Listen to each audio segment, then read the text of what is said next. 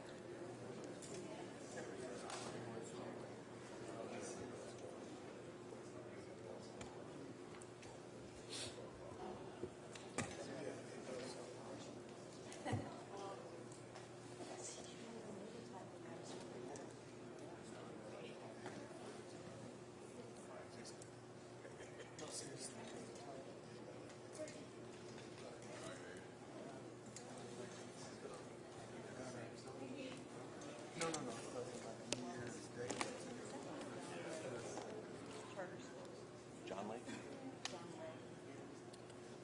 No,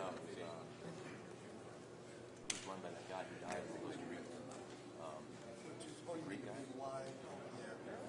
Yeah. No.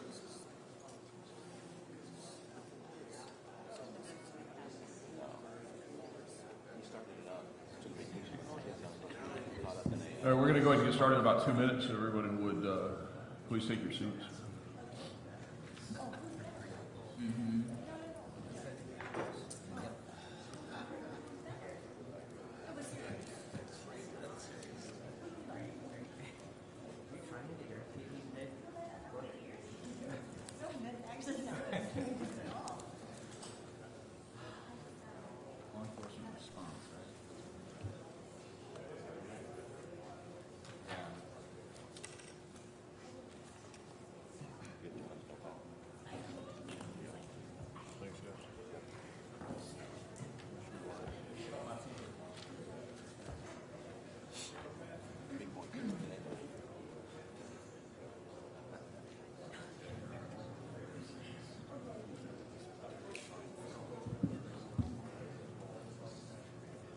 All right, I think we're ready to go ahead and get started. So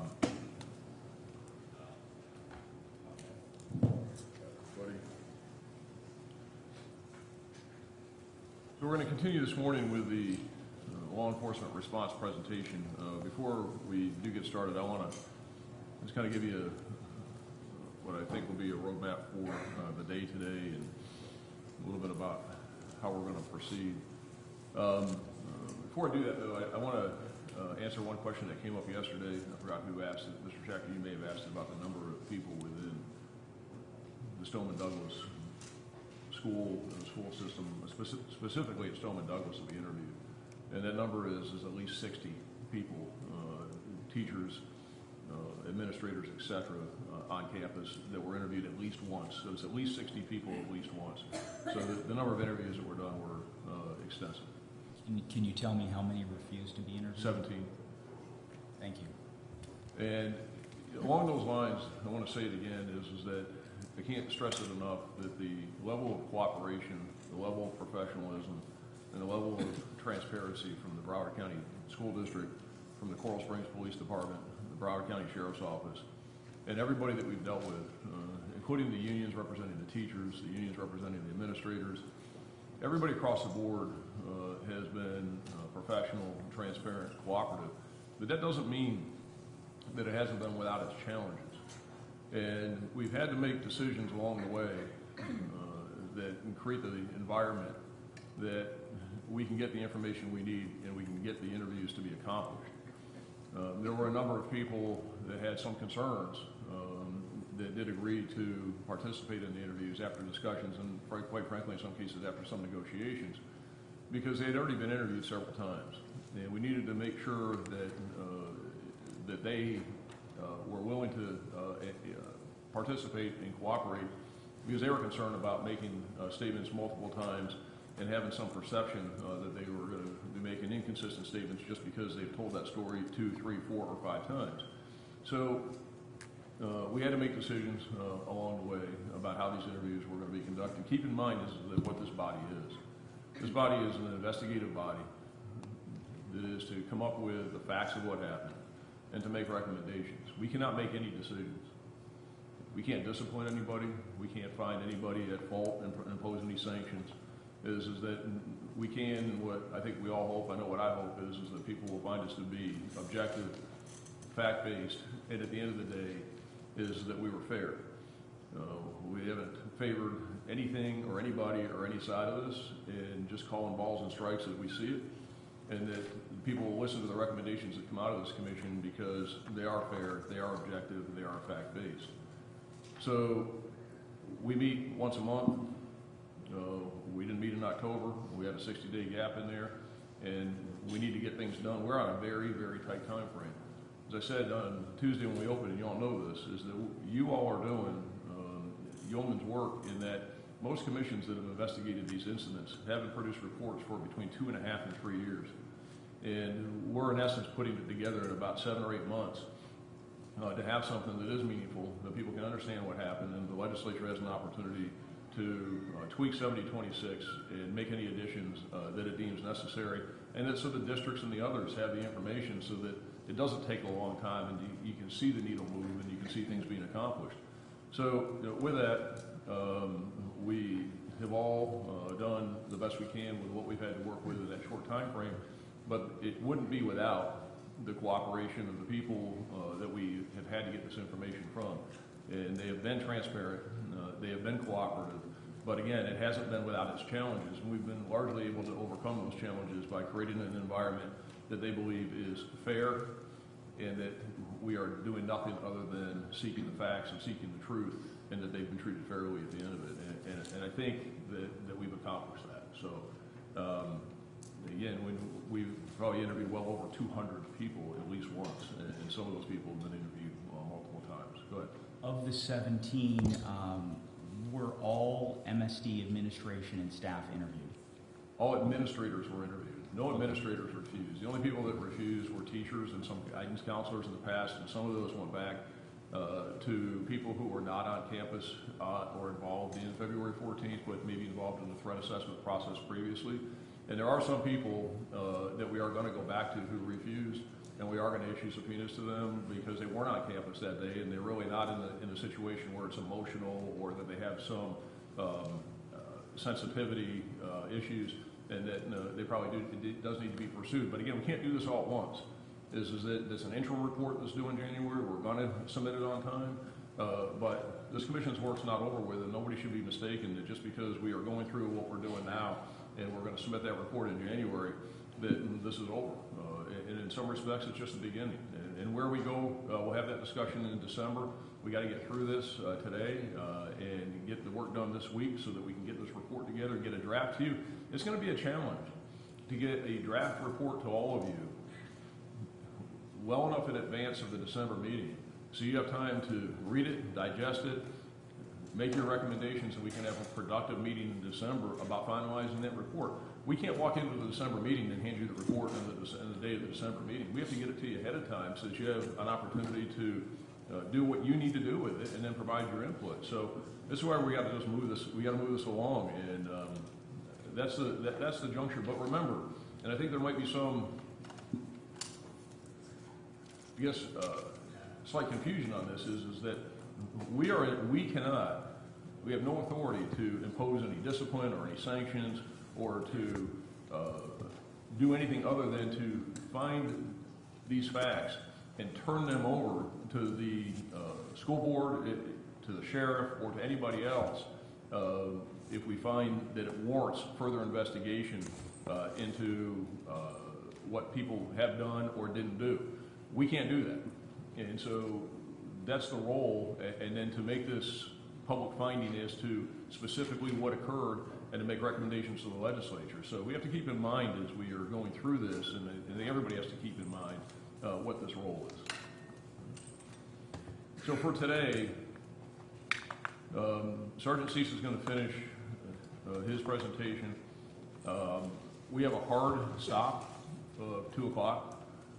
And the reason why we have a hard stop at 2 o'clock is because Mr. Peterson is under subpoena.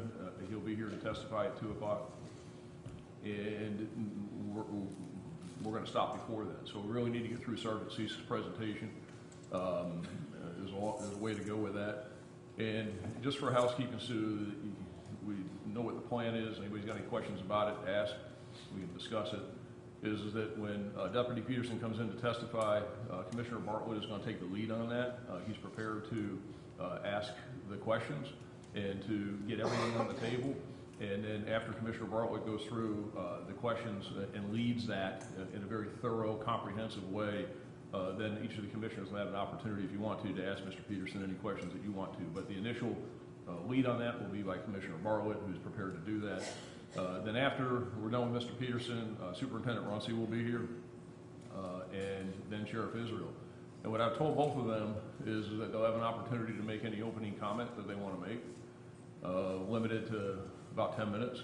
And their total time here, though, because we have to keep this on schedule, and we're not going to turn this into a 4 or 5 hour marathon, is that they will be here for 90 minutes. So whatever questions you have, I suggest that you start thinking about those and preparing those now, because they'll have about 10 minutes to answer, to make an opening statement if they want to. And each of them, and I'm going to hold it to it, 90 minutes. And at the 90-minute mark, they're done. So you need to make sure that the questions that you're asking are, again, probative questions, relevant to the topics, relevant to the things we're investigating, and keep it on track. And then at the end of the 90 minutes, and we will rotate it around the commission, and so that there is a fair opportunity for everybody to ask questions. But I just ask you to start thinking about now any questions you have for the superintendent or for the sheriff, and the same thing tomorrow morning with Chief Perry. Chief Perry will have the same opportunity for 90 minutes and about a 10-minute opening. So does anybody have any questions or concerns on that as the way forward for today? Sergeant Cease, go ahead. Thank you, Sheriff. So to do a quick reset on where we left off yesterday, a very brief summary. Approximately 30 seconds prior to this point, Nicholas Cruz fled the west end of Building 12. There were 8 deputies on the MSD campus or in immediate proximity. Officer Burton and Andrew Medina were driving north on the east side of Building 8 in the direction of Building 12. And Captain Jordan, Lieutenant DeVita were driving south on Pine Island Road, preparing to pull into the administration parking lot. Secretary Capusta, to provide you an answer to the question you asked yesterday, and I want to be sure I had the right information, but the time at which Deputy Peterson transmitted shots were fired over the BSO radio was 2:23:26. Deputy Kratz was the first other deputy on scene. That was at 2:24:35, 1 minute and 9 seconds later. Is that the answer you were looking, or the information you were looking for? Yes. Okay. Yes, ma'am. So again, we're at 6 minutes and 54 seconds after the first shots were fired. Mr. Greenleaf and Assistant Principal Morford have run into the north end of Building 1, and they would shortly thereafter proceed into the camera room. 7 minutes and 1 second after the first shot, Lieutenant O'Neill, who is a lieutenant in the BSO North Lauderdale District, directed that crime suppression team deputies set up for an active shooter response upon their arrival. Lieutenant O'Neill had explained that he had been at the district office earlier and directed those deputies to start going to the MSD campus. 4 seconds later, Captain Jordan and Lieutenant DeVita were seen on video running from the vehicle towards the east side of Building 1. So again, I direct you to the map of campus of Building 1. This will become very relevant here in the next several slides. So in the top right corner, you see 2 red boxes which identify doors at Building 1. There's a camera inside there. So just the door at the top right, so on the east side of Building 1, is the door through which Captain Jordan and Lieutenant DeVita would enter. Seconds later, Deputy Marchese, who's arrived in the general area of Deputy Kratz, north of the football-soccer field, transmits that he has the gunshot victim and by the entrance to West Glades Middle School.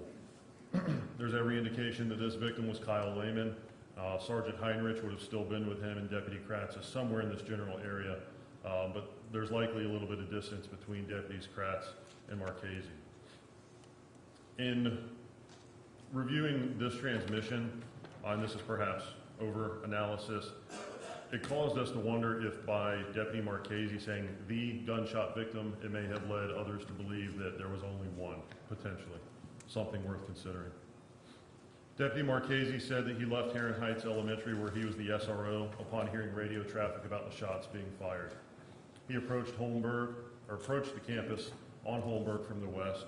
Deputy Marchese did not hear gunshots.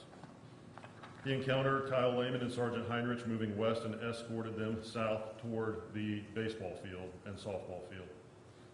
He spoke of encountering radio problems while trying to call for fire rescue. You'll see a clip of that later on a body cam where Deputy Marchese is expressing his frustration. He provided security for Kyle Lehman and Sergeant Heinrich and fire rescue as they were treating Kyle Lehman. He remained present on the west end of campus and heard radio traffic about crews moving toward the west. He expressed a concern for the safety of the fire rescue personnel, Kyle Lehman and Sergeant Heinrich, in anticipation if crews continued west, then he could encounter crews if need be.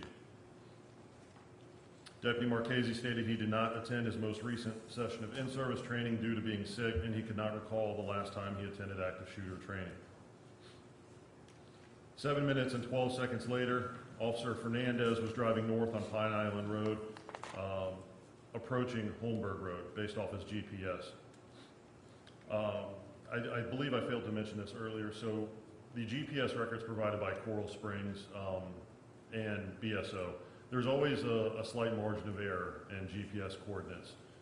The refresh rate also plays into that, so it's not constantly monitoring somebody's location.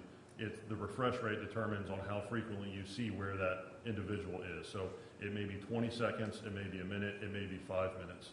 So that's something to consider. We also sort of tempered our evaluation or our consideration of the GPS records, as we know some of them would be inaccurate. For example, Officer Whittington's GPS showed that he was beneath the Sawgrass Expressway for an extended period of time. However, at the same time, Officer Whittington is inside Building 12 as seen on video. So we did not rely very heavily on the GPS records. Officer Fernandez said that upon seeing 3 deputies on the east end of Holmberg Road, he asked them, "Are you breaching?" meaning just entering the campus, entering the gate.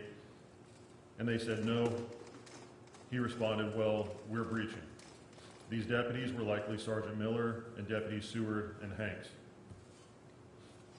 At approximately 7 minutes, 15 seconds after the first shot, Assistant Principal Morford entered the camera room, and Kelvin Greenleaf evacuated students who had previously been sheltering in that room. Eventually, they would go on to provide Deputy Peterson, Assistant Principal Porter, with information over the school radio about what they saw on the video. They would remain in that room for approximately 30 minutes until law enforcement approached the camera room.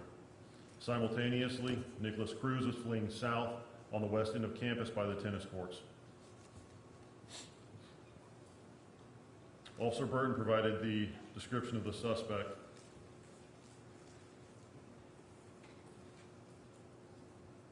Senator Book, go ahead. So technically, they're in the camera room. They could see a individual running alone along that sidewalk. They had the ability. Now, both myself and Detective Scott from Broward Sheriff's Office have become extremely familiar with their DVR system, which is a good system, it appears to be. We've dealt with a lot of them, and this one was fairly easy to use. There are dozens of cameras on campus, and it's very difficult to review all of them at any single moment. So without having an idea of where the suspect is, they wouldn't know where to look. So it's basically you've got to go through each camera. It's a needle in a haystack situation. So it's not like, at my house where you have like 20 little... It is, but more cameras than that. And, Sure. And again, they don't know where Cruz is at that point necessarily. They know he was at Building 12 at some point. I presume that that's the first camera they would have tried to review. Not having knowledge, he's already fled and well on the other side of campus. So without having the proper information, my personal assessment, I don't fault them for not being able to find him at that very moment. And you'll cover sort of the question that we talked about yesterday about the delay. Absolutely. Thank you. Yes, ma'am. And they would have had to bring up different cameras, like you just said, and that's important, is that you have a wall of screens, but not every camera is on that wall. So you have to click and bring up different cameras. And so, like Sergeant C said, he would assume that they might, but that's an assumption, and they're walking into that room. So they don't have access. It's just not a wall where you can just look at the whole myriad of every camera that's available and say, okay, I'm going to look at one, two. You got to bring them up. You got to click on them to bring them up, correct? Right. Yes, sir. Right. So while we're stopped here and go back, just because this is going to come back again. Look at as you pass over. This does come back to that issue about those deputies that are up there on Holmberg. If you go back to 263 and Officer Fernandez, and those deputies again were Sergeant Miller, Seward, and Hanks. Those are the ones that we saw those green dots in the animation. They're up there on Holmberg, and Sergeant Miller doesn't move, and that's going to be something that is we need to refer, I believe, to Sheriff Israel for further inquiry as to what that situation was, because he didn't transmit. He was the first supervisor on the scene. That is not insignificant that Fernandez from Coral Springs gets there, bypasses them. Are you breaching? They said no, because they're still standing on Holmberg Road, and Sergeant Fernandez then breaches. So that's significant. Go ahead. And this is the transmission by Officer Burton. 39 Bloomfield, ROTC uniform. Whiteville ROTC uniform.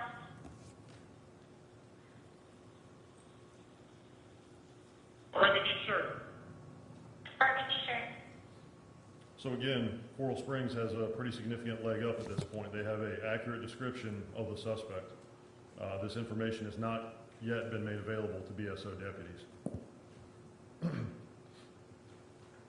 Shortly thereafter, over BSO's main radio channel, this transmission takes place between several deputies. We don't know, but we're in the building, front of the 13th building, building 13. 17 kilo for myself around here. Does anybody have bolt cutters? I can get this kid out of the fence. He's stuck in the fence. I need bolt cutters. The coach is with him. See if he can help him over the gate. So again, deputies, depending on who made this transmission, it's not exactly clear. I'm confident it's Deputy Perry. He would have been probably made it just through the west gate and the student parking lot at this point. Deputy Marchese and Deputy Kratz, again, are north of the athletic field on Holmberg Road. I have a question. Yes, ma'am. How did Burton know the description? Where did he get that? Medina, Okay. from Andrew Medina. And if you think about it, Andrew Medina, there are some students and teachers that saw Cruz inside Building 12, but I mean, they're being shot at, so their descriptions aren't that accurate, understandably. Andrew Medina is really the only person at that point that knows what the suspect looks like. Deputy Peterson doesn't even know at that point. 7 minutes and 31 seconds. You see on the golf cart, Andrew Medina drives north on the east side of Building 8 with Officer Burton riding in the passenger seat. Medina would drop Burton off in that general area, and he would later move on to a tree. Again, Cruz is still continuing south on the west side of campus. Now on that image on the bottom left, you see the light pole. You can just barely see, it looks like Deputy Peterson's hand and arm and feet sticking beyond that. Sergeant, Yes, sir. can you tell me what time Deputy Burton arrived on campus? Officer Burton, it would have been at that transmission we covered yesterday where he says he's on campus the first time, acknowledged it was a little early. Off the top of my head, I can't tell you, but we can research that. I just want to go back to the last comment before that where you said that Deputy Peterson did not know at that point what Medina drove him to Building 12. Did he not describe who went in the building during that time? I don't know to what extent he did. And again, I mean, you've been in the profession much longer than I have. Having these people recall exactly what they said during that short period of time, there's going to be conflicting statements. we could reevaluate both of their Medina's interview and see what he said he told Peterson exactly. I'd just be curious, I mean, he's the one that called the hall monitor and said, hey, you got this kid coming in, suspicious kid. I'm wondering if he gave a description of who that kid was or what he was wearing to the hall monitor. And then he goes to get Deputy Peterson. Did he give a description of who they were looking for at that point? Off the top of my head, I don't recall, Sheriff Ashley, but I'll take a look at Medina's interview and see what he says he told Peterson. Yes, sir. Mr. Shacker, if you look at the timeline that Sergeant Seats provided and just refer to that, 2:26:54 is when Burton said that he was on scene. So the answer is in that document that you have. I mean, that's a lot, that's a long time ago, it's 5 minutes ago. Do we know why he didn't enter the building? I'm sorry, Mr. Shacker. Officer Burton was there in 2 minutes. Do we know why he did not enter the building? We're going to cover Officer Burton's statement here in just a minute. Thank you. Yes, sir. So this is a lay of the land, 22909. You see cruises in between the tennis courts and Building 9. The 8 deputies, their approximate location, and then Officer Burton and Andrew Medina just on the northeast corner of Building 8. As Deputy Peterson remains south of the east side of Building 12. So this is Officer Burton's vantage point, essentially, from the tree, the location in which he took cover. Turning around, so again, that tree is, if you're putting yourself in that position, this is turning to the southeast, so turning to Officer Burton's left. So that is the direction from which he arrived on the golf cart with Andrew Medina. Turning slightly to the right, just giving you additional views of what he was able to see at that time. So you see the hallway there. That is where Deputy Peterson would have been located, and the position that would have afforded them the opportunity to communicate with one another just by shouting, not over the radio. Again, this large chain link fence was not there on February 14th. At 7 minutes 38 seconds, Officer Burton makes this transmission over the CSPD radio. Juliet 39, last scene in the 3-story building, north parking lot. 10-4 last scene, 3-story building in the north parking lot. Again, in interviewing multiple Coral Springs officers, several of them identified this transmission was the only reason they knew where to go. Many of the officers had never been to MSD. They had never been there. They had no idea where any building was. Shortly thereafter, based on GPS records, Officer Harrison arrives in the general area next to Deputies Marchese and Kratz, and Officer Fernandez is seen on Pine Island Road near Holmberg Road. You see the note there, the shortest time to refresh on the GPS records for Coral Springs is 30 seconds. 7 minutes and 52 seconds after the first shot, Peterson could be seen making hand gestures in the direction of Officer Burton's location. I apologize, that's a typo. Officer Burton works for Coral Springs Police Department. Officer Burton said in his interview that Peterson had his firearm drawn and he was looking east and west. Deputy Peterson told Officer Burton that the shooter may be in the parking lot. Officer Burton stated, quote, "I felt it was my job to lock that," referring to the parking lot, "down. I was trying to prevent some type of ambush or if the suspect wanted to try to escape. If he was hiding in the parking lot, I'd be right there." So again, we referenced it earlier. The parking lots present a unique tactical challenge in responding to any significant event, certainly an active shooter. It provides ample opportunities for people to hide or be concealed, or of course, potentially for vehicles to be used as a weapon. 7 minutes and 55 seconds after the first shot, Detective Goolsby transmits that a command post needs to be set up on the south side of the Sawgrass Expressway. He identifies that the gate for the student entrance is unlocked and directs additional units to get onto campus to try and locate the shooter. 7 minutes and 56 seconds after the first shot, you'll see a video here of Deputy Eason. He begins speaking with some civilians on the baseball field. At that time, Nicholas Cruz was approaching the group of students and would shortly thereafter blend into the group. You heard all those gunshots? It probably sounded like at least a dozen. At least. That's only when I got here. And you'll see in the map on the bottom right corner of the slide, Deputy Easton's approximate location. 7 minutes and 57 seconds after the first shot, Kelvin Greenleaf let Captain Jordan and Lieutenant DeVita into the east doors of Building 1.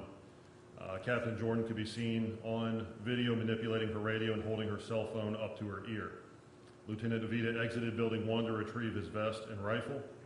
You would see Captain Jordan move back and forth between the north and east doors of Building 1. You'll see a video here shortly that shows Captain Jordan's movement. Again, I'd direct you to the map of Building 1. So you see there's a dotted line going between those two doors.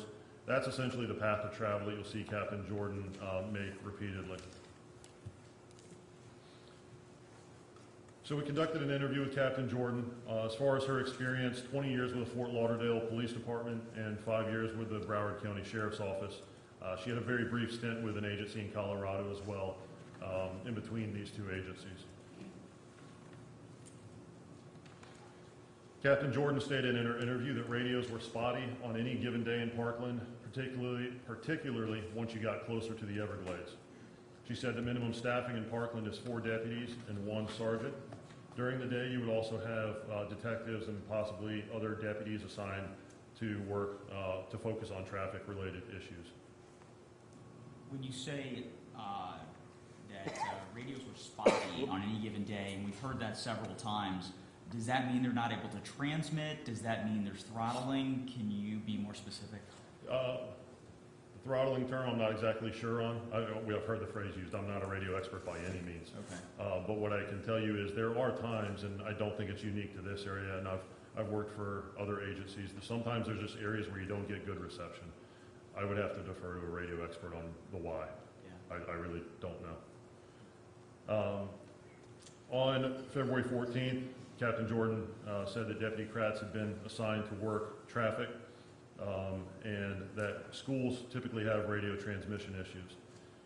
In my personal experience, Detective Bonasario was an SRO. We've all been to schools. I'm sure many of the commissioners.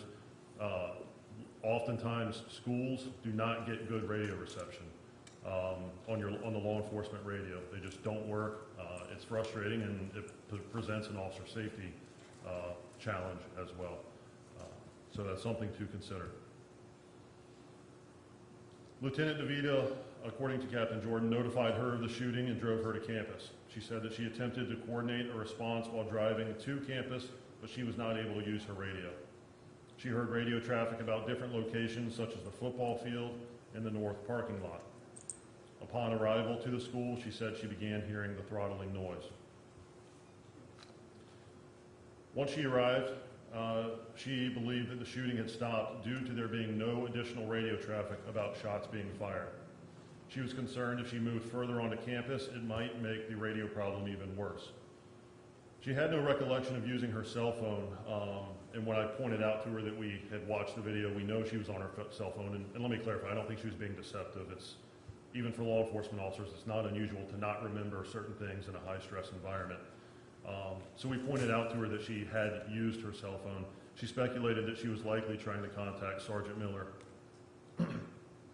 Staff in the front office told her that the shooting was inside Building 12. So this is a video, and you'll see again on that map of Building 1. In the northeast corner of that building, there's a camera. So this is the perspective which we have. I'll play the video for you. There's no audio, and you'll see Captain Jordan's movement. It is at times, again, sped up, just otherwise this would be a fairly lengthy video.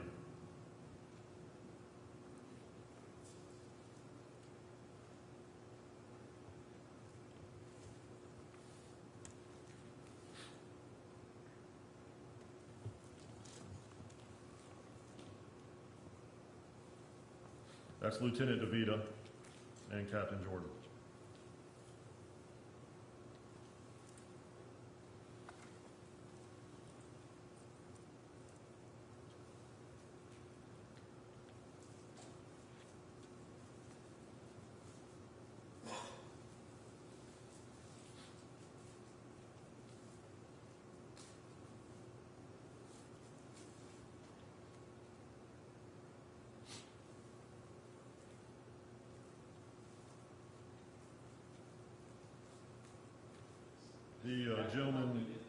I'm sorry, sir? Is the captain off duty at the time? No, sir. Being closed? No, sir. She was at the office. She was on duty that day. I think she's wearing like an agency polo and some BDU type pants.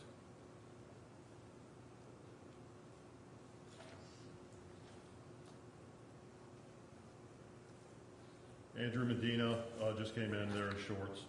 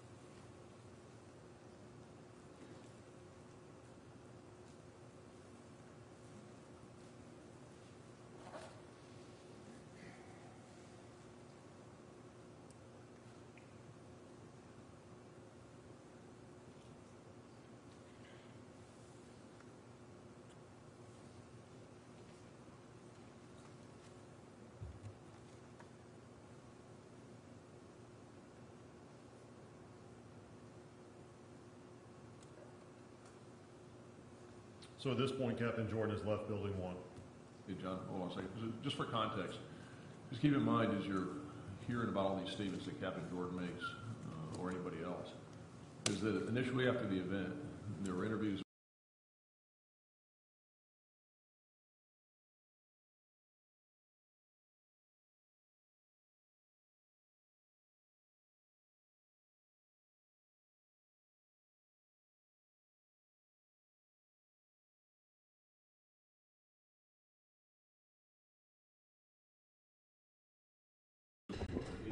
that we asked questions, and we sat down with Captain Jordan and spent some time with her through all this. The only other interview was by Deputy OE's Office of Executive Investigation of the Governor's Executive Order, and none of the results of those interviews have been disclosed to anybody. They haven't been disclosed to the Broward County Sheriff's Office, to the school board, to the Coral Springs Police Department, to anybody. So what you're seeing now, what you're hearing about now, Broward County Sheriff's Office, Coral Springs Police Department, and Broward County School Board has not heard before. So when you think about asking Sheriff Israel or Superintendent Runcie or Chief Berry, well, what about these statements? They're unaware of this until after we present it to you, and then we will, as I said, present it to them. So they did not do this type of interview or this type of inquiry or this type of investigation. They don't have the knowledge that you all have now. I think it's important that you keep that in mind so you understand the context that these were the first probing interviews, and none of these interviews have been produced, released publicly, anybody provided any knowledge about, other than to what you're seeing right now today, this minute. So it's important to keep that in context, I think, as you understand. So if you get some questions this afternoon, and tomorrow morning from Chief Berry, this afternoon from the Superintendent and Sheriff, if they say, I don't know, I've never heard that before, they're telling you the truth. Because they don't know what you know now and what we know. And so just want to make sure that we all understand that, because you're probably going to get a lot of it. Some of these statements that Captain Jordan made to us, Sheriff Israel's unaware of this. Do we, when you asked her, why she didn't go towards the building, why she stayed in the office for so long, how did she respond, and what is the protocol? Was she trying to run the scene from there? So, yes, sir, we covered some of those issues with her. I believe we'll have additional statements from Captain Jordan in the presentation. Let it unfold, John. There's more in there on it. Let's just, I Okay. think the questions, if they're not answered then let them, but there's more in here for her. So at 8 minutes and 9 seconds after the first shot, Cruz has reached the group of students fleeing and blended into the crowd. He continued to travel west with students and ultimately nearby to the Walmart. Shortly thereafter, over the Coral Springs radio channel, dispatch advised 3 people had been shot inside of room 1216 in the freshman building. They knew that how? Through the 911 calls that Coral Springs had. Shortly thereafter, Deputy Chief Backer initiated a SWAT call out for Coral Springs Police Department. At 8 minutes and 42 seconds, these are the approximate locations of officers Harrison, Wilkins, Doherty, Fernandez, and Whittington. So this is an estimated time at which Sergeant Myers, Sergeant Mazzy, Detective Monzone, and Officer Wilkins arrived on Holmberg Road. This is one of those instances. We have no footage of them arriving on Holmberg Road, but we know where they end up. So it's an estimation of how long, to put your car in park, get out if you want to retrieve your rifle, run south. So that's where this estimated time comes from. Sergeant Myers stated upon his arrival he saw several people unlocking the west gate. This in all likelihood is Detective Goolsby and Deputy Perry. Sergeant Myers said he ran through the gate not paying attention to what those deputies did, and he was unable to describe their appearance. So at this time, again, these locations are approximations. As you see, a lot of the dots have been lined up. That's merely so it's more legible and not as confusing to read. These are the approximate locations of officers and deputies at 2:30:30. 9 minutes and 2 seconds after the first shot over the Coral Springs radio, Detective Monzone stated he was on the north side of the scene by Building 13 with 2 BSO deputies and about to move forward. The possible identities of these deputies are Goolsby, Perry, Hanks, or Volpe. Immediately thereafter, Deputy Kratz makes this transmission over the BSO radio. If you can hook up with Carl Springs dispatch, I was advised by one of their officers, possibly 3 additional victims in the 3-story building, possible suspect with an ROTC uniform. We can hook up with them and verify. I'm 25 Carl Springs supervisor about. He said also 3 additional. So at 9 minutes and 52 seconds after the first shot, the first transmission by a BSO supervisor or administrator from the Parkland District is made. 1701. 1701. I know there's lots going on. Do we have the perimeter set up right now and everybody cleared out of the school? That's negative. So at this point, Captain Jordan was inside or in the immediate area of Building 1. So again, that video played for a few minutes. We're stepping sort of back to the beginning of that video when she would have made this transmission. So what time did Sergeant Miller arrive? Do you know? Not off the top of my head, Sheriff, but Detective Lyons is going to get that time for you. And that again, you're at 9 minutes and 52 seconds. Remember from all this previous video, you saw from that previous slide, go back to this one. We're going to come back, you're going to see video of Miller and what was going on Holmberg Road. Go back to that previous slide in 293. And Miller, Seward, and Hank sitting up there. In the Coral Springs, they're sitting up there, and Miller's a sergeant. He's the Parkland sergeant that's on duty. And there's no transmission, the first transmission from any supervisor, including Miller, who had been on scene for minutes and minutes and minutes. The first transmission is not until 2:21:30, which is 9 minutes and 52 seconds, almost 10 minutes into the event. Miller didn't transmit the whole time that all this is happening, and he was the supervisor on scene. So that's, again, I keep coming back to it, but you're going to see this video, but these are important points of what the investigation has revealed. That was slide 263. Correct. And when you go back to, it's the one that's up there on the screen now. What is it? He said 93, but it's 63. 63. I'm sorry, 260. It's the one that's up on the board now. It is 293. I was going to 263 and at 220. 12 seconds in, where it's likely that Sergeant Miller, Deputy Stewart, and Hank. Okay. I think Sheriff Ashley's identifying the time at which Miller arrived, and Sheriff Galtieri, you were referring to. Okay. All right. And what time was that, Sheriff? 2:28:50, or 7 minutes and 12 seconds. Right. So he's the first supervisor, so he's sitting up there, at that point, and again, and he doesn't transmit it yet for a while. Yes, So sir. the first supervisor is Jordan, but Miller's already on scene, and you'll see when Miller first transmits, and the first thing Miller does, I believe, is call for K-9 or helicopter. I believe so, And yes, you'll sir. see that. So again, but he's sitting up there, and you'll see on video, you'll see deputies passing him while he's sitting by his car. Got it marked. And you'll see that when the video comes up. Question. Go ahead, Mr. President. Can't remember if we've talked about an interview with Miller or not yet. Was he having radio trouble? He did reference radio trouble. So the whole throttling issue, there's no timestamp. There's no way we can identify and say at this second the throttling began. Based off reviewing the radio traffic, there's no indication there's radio problems at the time at which he's arrived. I don't think there's that many people on the channel at that point to create a problem. And for a supervisor or administrator arriving, what would be the protocol? So the extremely significant point to remember is that he hears gunshots, contrary to a lot of these other people arriving. So regardless of rank, if myself and the undersheriff are coming back from lunch and we respond to an active shooter, I'm confident he's going to say, the fact I'm the undersheriff doesn't remove my ability or my compulsion to go into that building. So rank sort of goes out the window at that point. You need to be going in towards the gunshots. Okay.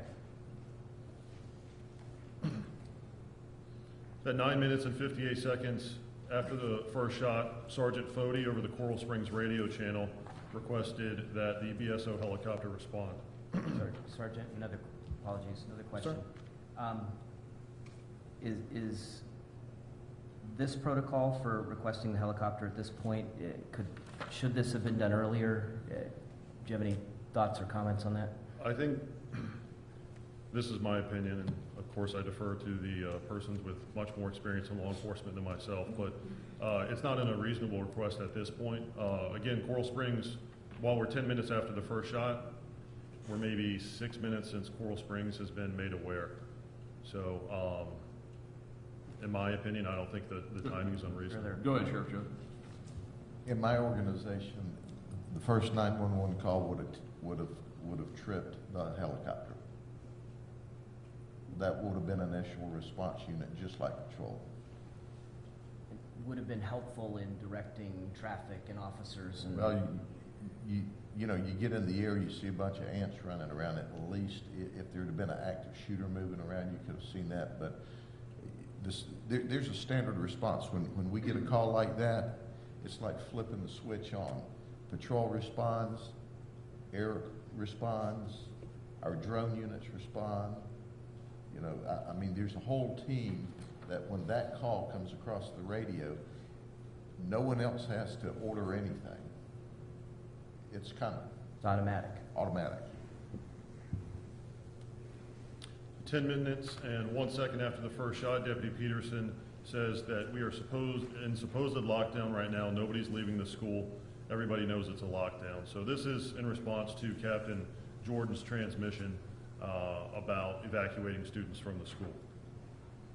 10 minutes and 9 seconds after the first shot, Officer Burton transmits over the Coral Springs radio that he's on the east part of the 3-story building in the parking lot with his long gun. An unknown deputy at that point transmits that we might want to consider somebody up on the sawgrass to the south side of the school. Dispatch says, "I'll get someone." This is the transmission to which Deputy Stanball would later respond and leave his location on Holmberg Road. 10 minutes and 11 seconds after the first shot, Deputy Greetham arrived in the bus loop on the southeast corner of campus. He exited his vehicle and slung his rifle. Approximately 4 Coral Springs vehicles and law enforcement motorcycle were present. He went to the trunk of his vehicle and put on his vest and told another deputy to wait with him as he was doing that. Deputy Greetham spent 1 minute and 7 seconds unslinging his rifle, removing his body cam and other equipment, putting on his vest, reattaching the body cam, and again slinging his rifle. And you will see the video of that.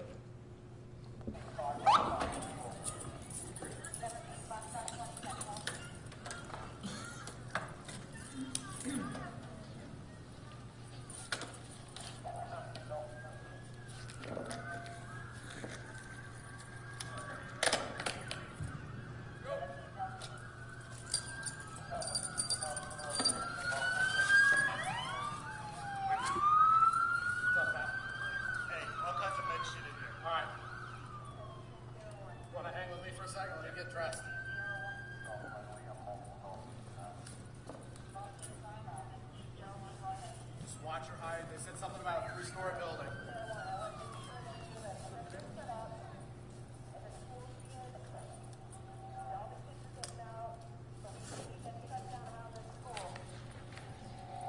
You guys have a place where we're setting up for alternate times to wear it. Check one. They are advising that the school is on lock. We have road set up. We have a perimeter around it. We have 2 units. So you don't get to not show up for work dressed and say, wait and hang with me while I get dressed. Now, there's no gunshots and cruisers gone, but they didn't know that at this point. And if you're gonna show up for work, you need to act. Go ahead. Did he have a vest on under that? Was that a rifle vest, or did he have a regular patrol vest? That's a fair question, Sheriff. And to be honest, that's something that hadn't crossed my mind up to this point. I believe, this is based purely off my memory, that Deputy Greetham was working an off-duty detail at that point. I just know a lot of our deputies wear vests all day, and then they have a rifle vest. Yes, sir. And in regards to, and I guess I can ask Sheriff Israel, do they have ballistic shields, helmets, as a regular piece of equipment, or is it SWAT only? Right. I think Sheriff Israel will be better equipped to answer that. We never see ballistic shields on any footage. Thank you. Yes, sir. Go ahead, Senator. Thank you. And I'm not law enforcement, so this is just pure, would it appear, it would appear that there's not a tremendous sense of urgency. Yes, you show up, and if you show up not dressed, you go. You don't get dressed. You dress while you run. But also, it just doesn't appear to be tremendously You'll see more of that. You'll see more video of that. Is that common? Is that not in the law enforcement officers in the room? So it depends on the circumstances. It would be my experience that there's an attempt not to show a lot of emotion in these. Doesn't give excuse for the slowness of the act, but not a lot of emotion is going to be shown in any of attempts at calm. 10 minutes and 12 seconds after the first shot. And as a reminder, that video was approximately a minute long, so we're stepping back in a little time in the chronology. So from that camera on the northwest corner of Building 13, pointed out to you earlier, this is the one where essentially grown adults look like ants. So you see a group of law enforcement officers. You can't specifically identify who they are, which agency they're from, based solely on the video. However, in all likelihood, this is Sergeant Mazzy, Sergeant Myers, Detective Monzone, Officer Wilkins, and Officer Harrison, all of Coral Springs Police Department, and Deputy Volpe, Deputy Goolsby, or Detective Goolsby, and Deputy Hanks. 10 minutes and 19 seconds after the first shot, Deputy Yurchuk arrived on the south side of the MSD campus. He followed a group of unattended students who was moving west towards West Glades Middle. Deputy Yurchuk explained his concern is if the shooter had attempted to go after this crowd of students, they were helpless. 10 minutes and 22 seconds after the first shot, Captain Gallagher tells everyone over the Coral Springs channel that the building they're looking for is the 3-story building on the northeast corner of campus. At 10 minutes and 30 seconds after the first shot, this is when Deputy Eason asks the SRO, Deputy India, do you have West Glades locked down? And Deputy Stanball then says that he will go to the Sawgrass Expressway on the south side of school. So we'll look at Deputy Stanball's response at this point. As those officers are running south towards Building 12, Deputy Stanball gets back into his vehicle. He had been on the north side of his vehicle the entire time. Gets into his vehicle and drives west on Holmberg Road. You're going to see this video, and we've tried to identify some of the law enforcement officers with the red dots moving south towards Building 12, and the yellow circle represent, and you'll see Deputy Stanball's vehicle driving west on Holmberg Road.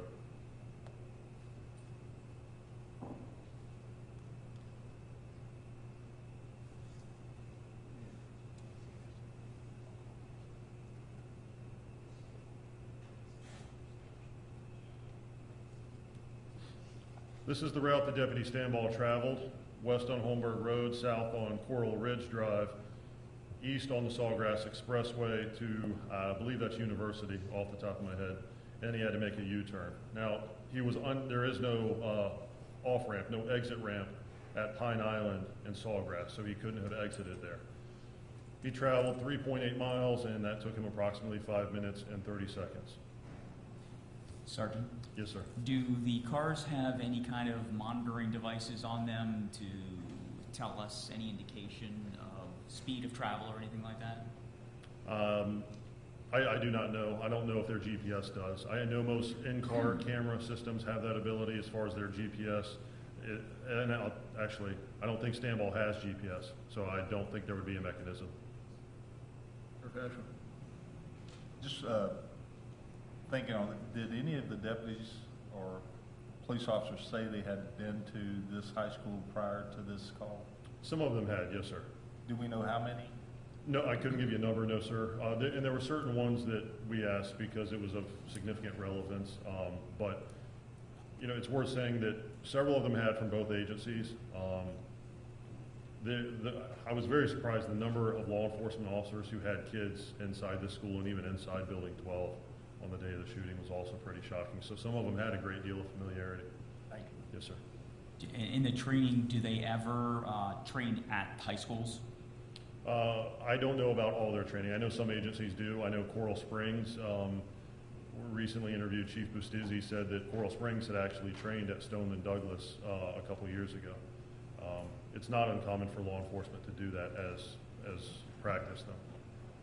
Do you know it looks like a green median, like it might be grass. Is that a ditch that divides the two directions, the lanes? Is it something that could have been crossed by a vehicle, or no? I couldn't give you a direct answer, ma'am. I'm sorry. It's a median. There is grass there, but yes, they could cross. There are deputies that I do see on top of the median, and sometimes I think. Senator Bookwood. Thank you, through the chair. At what point do they call a lockdown on West Glades Middle and the elementary schools that are across the street adjacent? Not knowing where this active shooter was, when does that happen? I couldn't give you a time. I recall, again, hundreds of interviews rattling around in my head, but I believe Deputy India, while he was at training, the SRO for West Glades, upon learning, called the principal at West Glades and told him they needed to go on lockdown. But at no point in time was there a system-wide, there is an active shooter here, everyone within X amount of miles are on lockdown. The elementary schools, we don't know if they were contacted or...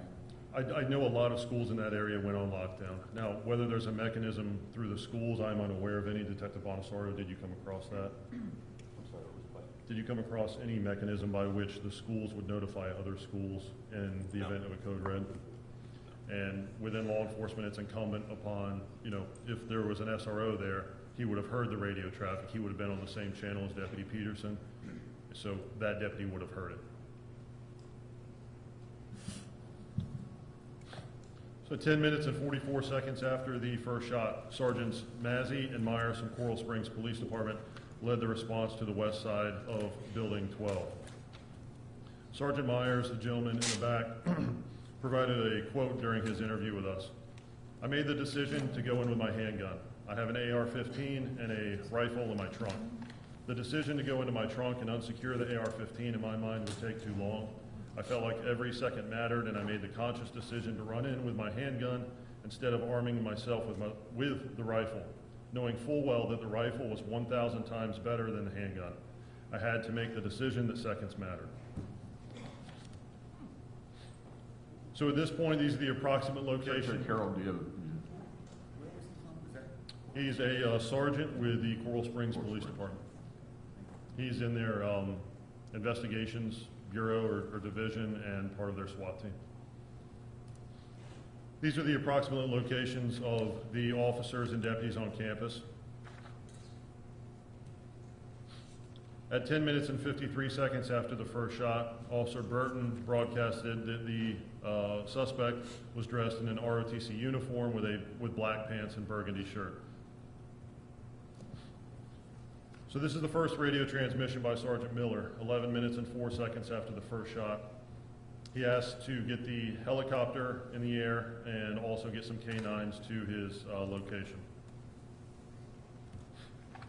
Sheriff Ashley, Detective Lyons found the information about Medina, and the quote was, "The only conversation I had with Peterson was the description of the kid." So presumably, yes, sir, Deputy Peterson. I'm sorry? So he did give him a description? Based off Andrew Medina's statement, yes, sir. Yes, sir. 11 minutes and 4 seconds, so this is simultaneous to that prior slide. The first law enforcement responders enter through Building 12. Sergeants Myers and Mazzy, Detective Monzone, and Officer Wilkins. They encounter Mr. Hickson, who was still moving at that point but was unable to communicate. As I referenced earlier at the animation, we're going to start referring to these groups. So this is the Mazzy group. Sergeant Mazzy, more or less, between he and Sergeant Myers, led this group for the first initial response, we'll say. It's important to note, again, due to the limited camera coverage, much of the response on the west side of Building 12 was not on video. As an example, Detective Monzone was the second person inside Building 12, but does not appear on any exterior video. Deputies Hanks, Volpe, and Goolsby, as well as Officer Harrison, were immediately behind those first officers that entered the building.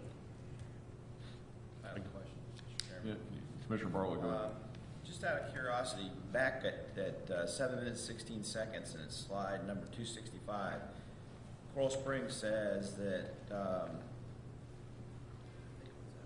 I'm sorry, scratch that, 289, see, Coral Springs Radio, main channel, dispatch advised 3 people shot in room 1216 in freshman building. So that's our building, but they don't breach until now. How do they get that information back then at 8 minutes and 26 seconds? That would have been from the 911 calls going into the Coral Springs call center. Okay.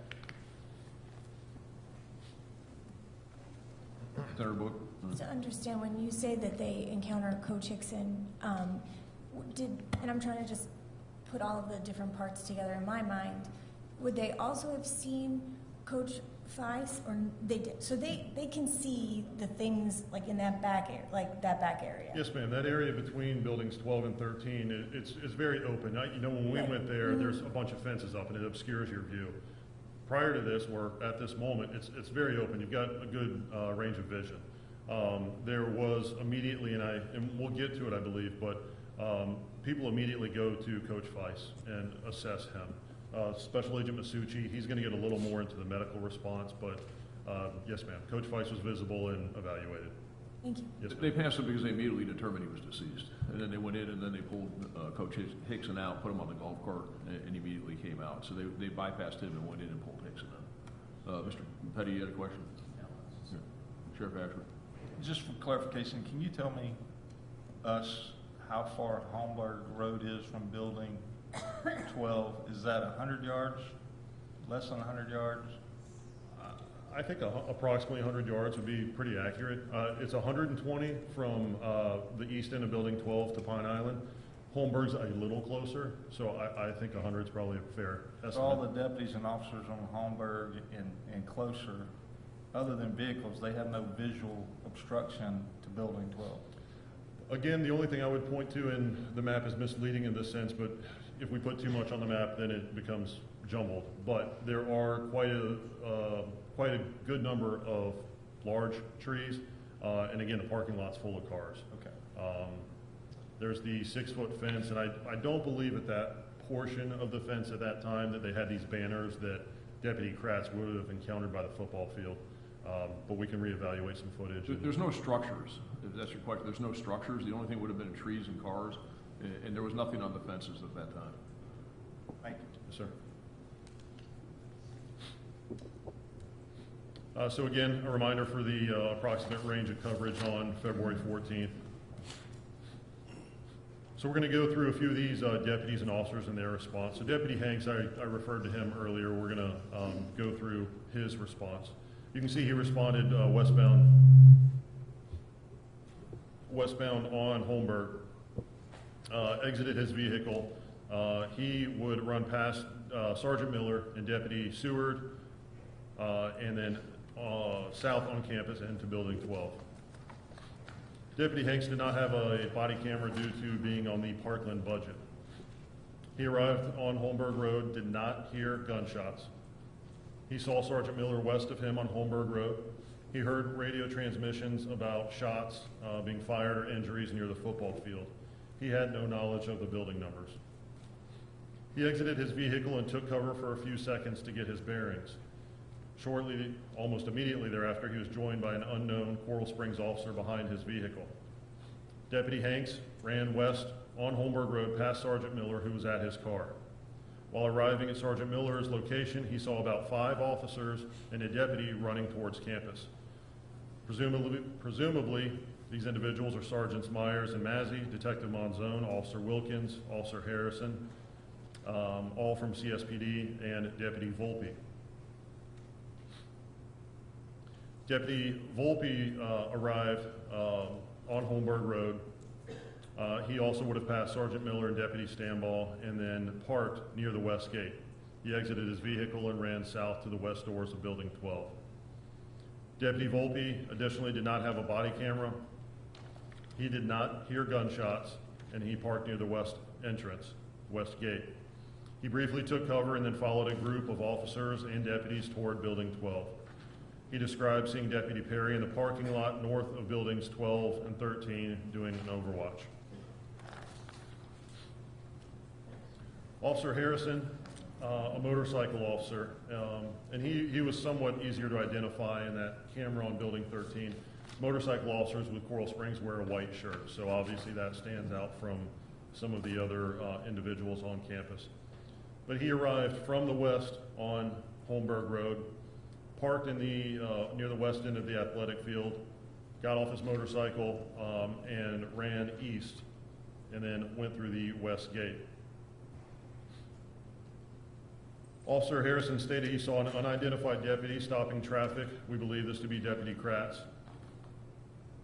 Ran east along the road and saw another unidentified deputy getting his rifle from his trunk. He continued through the west gate and then south with other officers, and again, this would have been Myers, Mazzy, Monzone, Wilkins, and deputies Hanks and Volpe. Upon reaching the west doors, he escorted a female who was evacuated from Building 12. Again, we're moving ahead in the chronology, but we'll get back to that shortly. Officer Harrison took a position on the east side of Building 13, covering the second and third floors.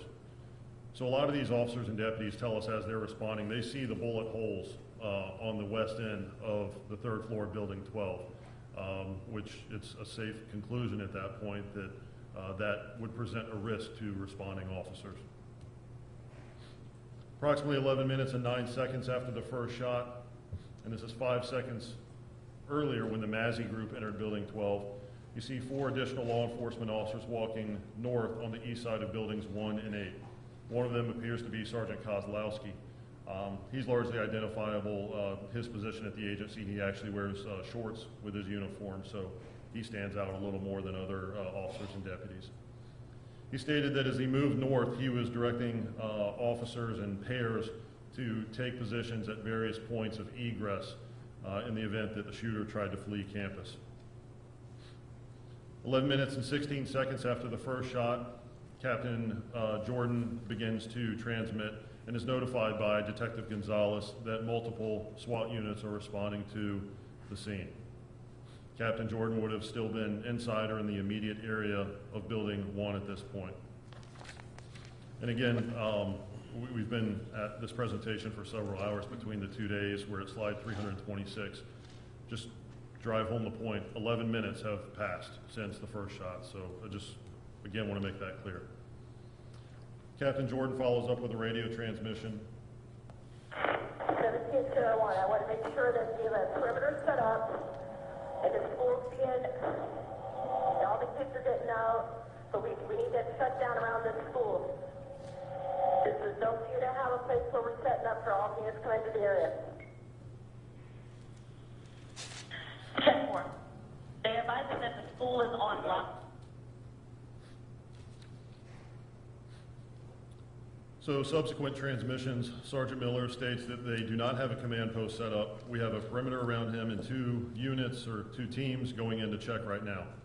Captain Jordan acknowledges that, asks which way they're going into the school. Sergeant Miller says they are entering from the north side through the parking lot where the students park. A deputy whom we believe to be Perry says we've got a team that entered the 900 building on the first floor, west side of the 900 building. So at this point, approximately 12 minutes and 1 second after the first shot, Deputy Greetham and a Coral Springs officer approached the southeast corner of Building 1. They would encounter Andrew Medina, and he would remain there with them for an extended period of time. Sergeant Miller's statement that a perimeter is around him, that doesn't seem true to me, but I'm a layperson. So. No, ma'am, I couldn't give you a good reason as to why he said that at that point. Sheriff Ashwood? On the previous slide, so Captain Jordan is saying kids are evacuating, and then they're saying no, we're on lockdown. So is there confusion there, or did you find confusion in there whether they thought they were evacuating or whether they thought they were on lockdown? Potentially there may have, Captain Jordan may have not been clear on what the appropriate response was, whether it was to evacuate students or to lock them down. Honestly, that's a conclusion based off of these radio transmissions. Doctor, go ahead. Is she talking, because I think I remember Peterson saying that they were on lockdown. Is that correct? Yes, sir. So, and then when Perry is saying about the 900 building, is he just confused? Yeah, I believe so. Yes, sir. And he said in his interview he thought that the 1200 building used to be called the 900 building. I don't know if that, we confirmed that with Principal Thompson, it's always been the 1200 building. I don't know if the fact that the 1200 building is also referred to as the freshman building, 9th grade, if there's some confusion there, maybe, I don't know. You talk about lockdown, there were hundreds of kids, literally, hundreds, maybe more, that were fleeing to the west. So you had, maybe some people were locking down in some places, and there were, but you had a whole bunch that were fleeing and evacuating at the same time. So to say the whole school is on lockdown is not correct. But to say that some people had lockdown was correct. So you had both the situations going on. I'm just, yes, sir, and I agree. I just was trying to determine if Captain Jordan knew of the 2 different procedures or standard operating procedures for dealing with an evacuation versus a lockdown. Yeah, well, and you'll see more of that, I think, as you get into it, and more who had some observations, and you'll see some comments that others made regarding Captain Jordan later in the presentation. I mean, I think in transmissions, Peterson says it's in the 1200/900 building, and that's probably where they're picking up the 900 building. You're correct, yeah. So that's good point. Senator Boyd? Yes, and I know we've talked about this at length, but in the FSSAT, one of the things that they ask is, has everything been uploaded, right, like with the maps and everything? Again, how important those things are for people to be trained on those things. I think we talked about the most important piece of information that, cut through a lot of the noise was the largest 3-story building, that's the place. You know, in a lot of agencies, and I don't know, and John, you can answer this if you know, is that, and I believe Coral Springs does, I'm just not sure about BSO, and maybe to some degree they do, is that in most agencies' CADs, the computer-aided dispatch system, is most of the CADs are preloaded with what we call pre-plans or diagrams of major structures within the agency's service area. So, as an example, is that with a click of a button, is that all the deputies can pull up the maps of all the schools, they can pull up all the arenas, they can pull up all of the high vulnerability targets, mobile home parks even, and different, and so, you know, a lot of agencies, I wouldn't maybe go as far as say most, but a lot have that in their CAD system so that somebody who's responding, or when you're on scene, you can click the pre-plan because it's connected to the address and it's bringing up those maps. So that's another way that that is often accomplished, so that you have ready access to current maps. I don't know, and it's something, you know. Sheriff Colter, yes, sir. It's through the interviews, it looks like both BSO and Coral Springs have access to schools on their in-car computers. Just for the commission's sake, we do a lot of this, but if, God forbid, we had an active shooter in here today, half of this group could not direct law enforcement to where we're at right now. And whether we don't know whether we're on the north side of the building, or the east or the west, or whether we come in through the VIP, I mean, you just go down the list, and most people cannot tell you how to direct help to themselves. Yes, sir, and that's something we've evaluated, and Chief Lystad, I'm sorry to throw you under the bus. We had a discussion yesterday about, I'm sure every law enforcement officer has experienced this, when you respond to an apartment complex or a school, and you have an address or a building number, but it's on a placard, you know, 1 foot square, you have no idea where you're going. And that's happened to all of us dozens of times probably, and it delays your response. So it's something to consider potentially as a recommendation about making school buildings clearly identifiable for the first responders.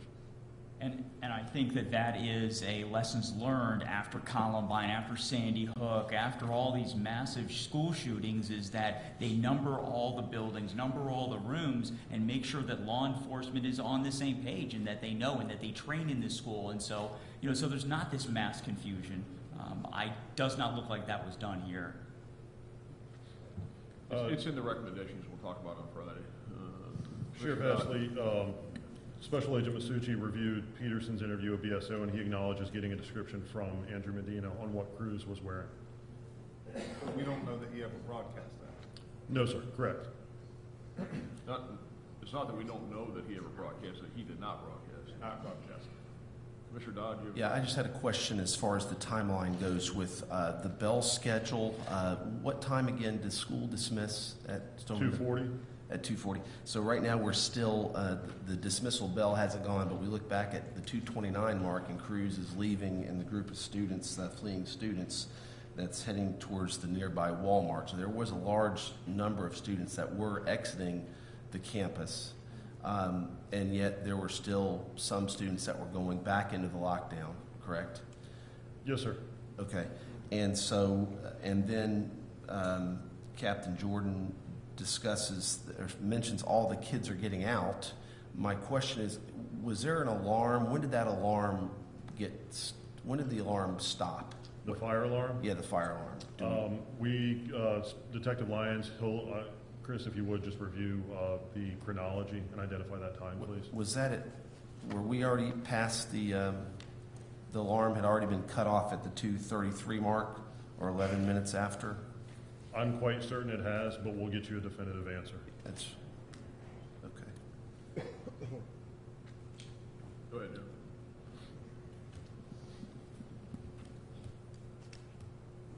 So 12 minutes and 5 seconds after the first shot, Detective Monzone and Officer Wilkins pull Mr. Hickson towards the west doors on the first floor. So it's been 12 minutes and 5 seconds since the first shots were fired when the first wounded victim is evacuated from Building 12. Officers and deputies work together to load Mr. Hickson onto the rear of a golf cart. Seconds later, officers approached Officer Burton's location on the north side of Building 8 from the east. These individuals include Sergeant Kozlowski and Officer Best. 12 minutes and 33 seconds after the first shot, Officer Burton Officer Best runs southwest towards Deputy Peterson's location. Officer Burton asks Deputy Peterson, "Hey brother, what do we got?" Deputy Peterson responds, "Shots fired. The shooter's on the second or third floor." Officer Burton yelled this to Sergeant Kozlowski. Sergeant Kozlowski said he did not hear this. I want to point out that does not lead us to believe that Officer Best is lying. I think it's safe to assume just because Sergeant Kozlowski didn't mean it or didn't hear it, it doesn't mean Officer Best didn't say it.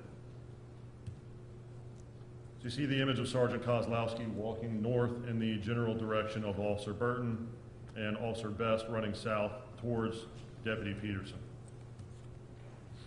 12 minutes and 40 seconds after the first shot, Lieutenant O'Neill transmits that he's going to set up a staging area beneath the Sawgrass Expressway. Sergeant Miller identifies that there's a park south of that, but he is penned in where the cars are and is unable to move from his location. Captain Jordan directs that units stage on the south side of the Sawgrass and that we will move in from the south. She directs all units to set up there. After pulling Mr. Hickson out of the west doors, Detective Monzone from Coral Springs returns inside Building 12, and Deputy Hanks follows him inside. Deputy Hanks is the first Broward Sheriff's Office deputy to enter Building 12. It's 1 minute and 45 seconds after Coral Springs entered. I do want to reiterate again that there were several deputies just outside of that door, and they were assisting officers with Mr. Hickson and Coach Feiss. 13 minutes and 9 seconds after the first shot, Captain Brad Mock arrived on the north side of Building 8 near Officer Burton and Sergeant Kozlowski. Captain Mock is the SWAT commander for Coral Springs PD. I'll go ahead and point this out now. So Captain Mock was pretty easy to identify. He's wearing a white shirt. He was in plain clothes that day, but had put on a tactical vest. So in the first reviews of this video, obviously I know who none of these people are, which agency they work for. It was very evident, particularly inside Building 12, that Captain Mock essentially was running the show. He was directing that group. And so you will see as this progresses, the Mock group forms, and he's integral in working with BSO to coordinate the response. At approximately 2:35, Officers Whittington, Dittman, Carvalho, and Fernandez have all arrived on Holmberg Road and approached the east gate. The gate was locked, but Officer Whittington kept the bolt cutters in his car and used those to unlock the gate. These officers moved south toward the east side of Building 12. Deputies Carbachi and Johnson arrived sometime around this same time. And again, this estimated time of 2:35, we don't have video of them arriving, but we know at what time they get to Building 12, so it's just estimating how much time it would take them to get there. So this is the gate. This is what we refer to as the east gate. It's just happenstance. Obviously, this photo was taken after the shooting, that there's a BSO car there. But this is the east gate through which Officer Whittington would have cut the lock and officers moved south. This map illustrates their approximate path of travel. Officer Whittington stated that upon his arrival, he saw deputies taking cover on the north side of their cars. One of them was a sergeant who, it is safe to say, was Sergeant Miller. He saw two deputies. Officer Whittington stated that one of these deputies may have been Deputy Vander Eames, who then quickly followed Coral Springs inside. We do know that Deputy Vander Eames was on the sort of the initial wave of response on the east side of Building 12. Officer Whittington is one of those officers who commented on Officer Burton about his radio transmission being the only way he knew where to go. 13 minutes and 25 seconds after the first shot over the BSO radio, the dispatcher states that they received information from Coral Springs that the shooter is on the north side of the parking lot. They don't have a description of the suspect, but said this call was made approximately 3 to 5 minutes earlier. 13 minutes and 30 seconds after the first shot, Deputy Hanks entered the first floor office and he was followed by Detective Monzone. They located an uninjured adult female and evacuated her. She was turned over to Officer Harrison, who escorted her to the northwest. Officer Harrison later returned to the east side of Building 13. So Officer Harrison would take a position it's too bright, but he would go to the east side of building 13 and again cover the second and third floors with his rifle. One of the commissioners asked earlier, Detective Lyons located, so the fire alarms began shutting down at 2:22:57. It's only a minute and 19 seconds after the first shot. Commissioner Petty, I believe that was you, sir. That's on slide 108. 13 minutes and 40 seconds after the first shot, Officer Schmidt transmits over the Coral Springs radio that BSO had a team enter the first floor. Over approximately the next 1.5 minutes, there would be additional transmissions from Deputy Chief Perry of Coral Springs and Captain Mock of Coral Springs, trying to determine whether BSO has entered Building 12. This was as Captain Mock was on the east side of Building 12, and it likely caused a slight delay in entering Building 12 in an attempt to avoid a friendly fire situation. At 13 minutes and 49 seconds after the first shot, Officer Wilkins and Deputy Volpe drive Mr. Hickson north on a golf cart toward Holmberg Road and later turned him over to emergency medical personnel at the triage area. Shortly thereafter, Deputy Chief Backer was seen on the body camera of a deputy near the bus loop on the southeast corner of campus. Deputy Chiefs Backer and Perry, along with Captain Soberon, would have arrived shortly before this point. So in interviews with Captain Soberon, he stated that he arrived on Pine Island Road with Deputy Chiefs Backer and Perry, all of the Coral Springs Police Department. When they advanced towards Building 1, the deputy chiefs that is, he remained on Pine Island Road trying to locate and would eventually go on to establish command operations. Captain Soberon stated he asked the BSO lieutenant where the command post was located, but he did not know. Approximately 14 minutes and 22 seconds after the first shot, about 18 law enforcement officers from the south and north would converge on the east doors of Building 12, and they would filter inside the building over the next 2 minutes. It's important to note that even after this takes place, Deputy Peterson remains on the northeast corner of Building 7. This group included approximately 14 Coral Springs officers, including Captains Mock and Gallagher, and approximately 4 BSO deputies. This is the group we will refer to as the Mock group. So on this slide, you see at this time the approximate location of both the Mazzy and Mock group. Both groups are comprised of Coral Springs officers and BSO deputies. At this point, it is still very much a predominantly Coral Springs dominant response, which can, in my opinion, be largely attributed to proximity. 14 minutes and 28 seconds after the first shot, within Deputy Greetham's group, there was discussion about whether they should advance or hold their position. An unidentified person says on the body camera there is no active shooting going on and that SWAT is on their way, so there is no need for them to rush in. Deputy Greetham stated he's bunkered somewhere. 14 minutes and 28 seconds after the first shot, Lieutenant O'Neill, as he's responding to the scene, directs responding units to shut down northbound traffic on Coral Springs Drive, and that will be used as a staging area. So again, I'd like to remind you, sort of these lessons learned from the Fort Lauderdale airport shooting was the staging issue. So Lieutenant O'Neill very much focuses on that, and you'll see some of his actions shortly. 14 minutes and 32 seconds after the first shot, Sergeant Mazzy waves his hand towards the east after realizing officers and deputies were entering the east doors. This was the first of potentially multiple friendly fire situations. Sergeant Mazzy said that he told the Mock group that they would move to the second floor and then the Mock group would continue to search the first floor.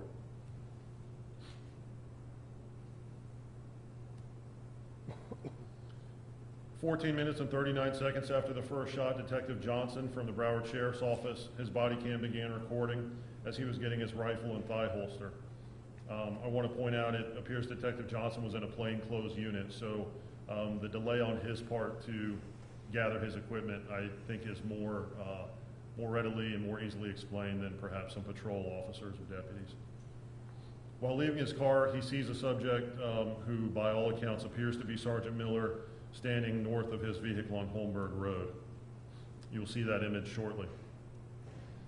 14 minutes and 54 seconds after the first shot, Lieutenant McCoy, so he's the SWAT executive officer, the number 2 in command of the SWAT team at that point, tells Captain Jordan that the entire team is coming towards the campus. Captain Jordan at this point was inside or in the immediate area of Building 1. It's 15 minutes and 8 seconds after the first shot. This is the image from Detective Johnson's body cam with Sergeant Miller standing behind his vehicle. Again, the still image, it's difficult to see, but in watching the video, it is very clearly a sergeant, and all evidence indicates it's Sergeant Miller. 4 seconds later, Detective Johnson continued south on from Holmberg Road through the east gate. He was followed by Detective Valdez. They met up with Deputies Carbachi and Seward on the east side of Building 12, and all went on to join the mock group. 4 seconds after that, Lieutenant DeVita ran toward the main gates in between Buildings 1 and 8 and let multiple law enforcement officers in, including Sergeants DeRosa and Detective Schroy. This group advanced west onto campus and went on to check on students inside the auditorium, Building 8. 15 minutes and 37 seconds after the first shot, the Mazzy group began to advance up the west stairwell toward the second floor. This included 8 Coral Springs officers and Deputy Hanks. This is the point at which Captain Jordan exited Building 1. She went out the east doors and went to the administration parking lot. She spent 7 minutes and 36 seconds inside Building 1. So approximately 15 minutes and 55 seconds after the first shot, Captain Gallagher was directing Deputy Seward on the east side of Building 12 to start using his radio on the BSO channels to start securing other buildings on campus. 2 subjects, presumably Deputy Peterson and Officer Best, could be seen standing in between Buildings 7 and 8. You could hear a BSO radio throttling several times at this point. 16 minutes and 4 seconds after the first shot, Captain Jordan meets up with Sergeant Sklar in the administration parking lot just east of Buildings 1 and 8. So Captain Jordan stated that she left Building 1 due to hearing information about the shooting taking place at Building 12 and the football field and additional traffic about the north parking lot. She attempted to use Sergeant Sklar's portable and in-car radios, but they would not work. Captain Jordan directed Sergeant Sklar to take her to the north side of campus, and he did so. Sergeant Sklar corroborated Captain Jordan's statements about the attempts to use his radio and the fact that they were not operating. Captain Jordan stated that she saw vehicles on Holmberg Road but could not recall seeing any officers or deputies. So this is an image of the mock group as they have made it in the east doors of Building 12 and have begun to approach the alcove for classrooms 1216 and 1217. Officer Carvalho from Coral Springs is standing at the doorway to 1218. At 16 minutes and 33 seconds after the first shot, Lieutenant O'Neill arrived beneath the Sawgrass Expressway. So if you remember from very early on, that image that identified the staging area beneath the Sawgrass Expressway at Pine Island Road or Coral Springs Drive. Lieutenant O'Neill was the shift commander for the North Lauderdale District at that time.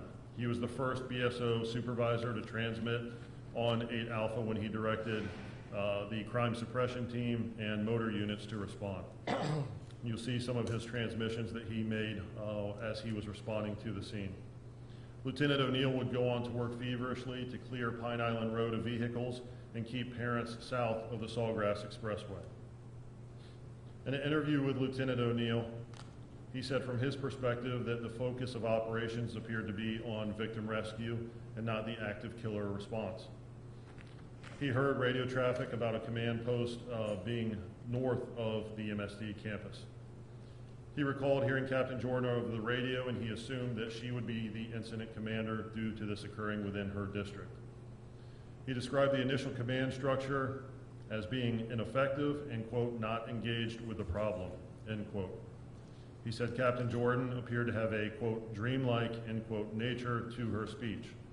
He heard multiple deputies on the radio immediately, but they were focused on the problem immediately in front of them and not the cause of the problem. Our boat. Thank you, Mr. Chair. When he says dreamlike nature to her speech, like, what does that mean? What did you interpret that to mean? Like, So I believe another phrase he used was trance-like, perhaps. And it's just, again, he was referencing the idea. He did not think that she was responding to the actual problem at hand. I think the not engaged with the problem is a pretty accurate description of what I perceived Lieutenant O'Neill to mean. thank you. Yes, ma'am. Lieutenant O'Neill went on to say that they had learned from the airport shooting, staging, and identified that the critical incident will end very soon. Lieutenant O'Neill said that he was trying to prevent self-dispatching and over-congestion of the scene. It was not clear to him exactly where the command post was located. He said that he went on to work with other agencies to coordinate the reunification of students and parents. He described a Coconut Creek captain as being heavily involved. This likely was just a misnomer and a reference to Deputy Chief Lees from the Coconut Creek Police Department, and you will hear more about him shortly. Can you elaborate on Lieutenant O'Neill's comment that the airport shooting, they learned staging? Does that mean that you wait and you stage before you go in? So again, it's very, as we were talking about with Senator Book's question yesterday, the response is usually very fluid. The main driving force in an active shooter response, and let me say I'm not an active shooter response expert. I could tell you anything about this case really, but as far as tactics, as far as what I know my responsibility to be, if you hear gunshots, you go to the gunshots. When they stop, if you don't know where the shooter is, you're going to slow down. So you absolutely have to get to the scene as soon as possible. But at some point, there does reach a point where there are too many cooks in the kitchen, so to speak, and if there are too many officers or deputies there, that presents challenges on its own as well. We're going to go through some more statements by Lieutenant O'Neill and show some images, and I'm sure the commission will come to their conclusions. Can you just give me a definition of staging? What does that mean? So essentially, getting back to that point, you don't want too many people there at any one point. So once, as the incident commander, you have enough resources addressing the immediate threat, then you're going to have some other areas park or stage or just wait. It's sort of like a lobby, basically. Wait in the lobby until we need you, and then we'll call you in. Can you tell me what a crime suppression team is? Yes, ma'am. So as best I can tell, it appears to, and I got different descriptions from different people, but it appears to be auxiliary training that some detectives receive. And they have a pretty fluid role within the agency. For example, I think in Parkland, one of the sergeants explained that if there's a narcotics issue, they'll go address that. If there's a burglary spree happening overnight, they may go work overnight and address that. They wear more tactical type clothes, so they may, to other people, look like a SWAT team member, and they drive unmarked vehicles, is my understanding. I'm sure Sheriff Israel could probably give you a very It's kind of like a street crimes unit. That's more or what less, we yes, call sir. it that. So everybody, it's a utility. Everybody's got them, and everybody calls them something different. But it's just people you use to deal with problems in essence. It's like a multi-purpose Yes. team. Right. You relieve them from answering calls for service, and you track your data. And the data says this is a hot spot, and this is the kind of crimes that are permeating the area. And these folks come in with that data based upon intelligence, based upon your analyst, and then they attack those issues in those areas and are not burdened with the regular demand for service. So continuing with Lieutenant O'Neill, he stated that the most recent version of active shooter training was focused more on the rescue task force concept and not active shooter response. But he did say there were some active shooter instruction and drills. And so again, just a quick reminder, the rescue task force is paramedics, not SWAT medics, but paramedics joining up with law enforcement officers going into a warm zone, not a hot zone where there are active threats. He believed the recent rescue task force training was the first time that it was mandatory. Prior active shooter training was voluntary, and it was typically the same deputies who would choose to go to the training. He described SRO supervisors' contact with their SROs as, quote, slim to none. He expressed a concern about deputies being in specialized units for too long, which may cause law enforcement skills to atrophy. 16 minutes and 37 seconds after the first shot, Sergeant Rossman and Deputy Chief Backer joined the Greetham group on the southeast corner of Building 1. So from this point forward, you will see Sergeant Rossman quite a bit. You will see him on Deputy Greetham's camera, and you will see Sergeant Rossman's actions from his own camera, and some of the audio from his camera proved to be pivotal in the evaluation. 16 minutes and 48 seconds, the Mazzy group has begun to reach the second floor landing on the west end of Building 12. So again, at this point, the Mott group is on the first floor moving west, and the Mazzy group is moving up the west stairs.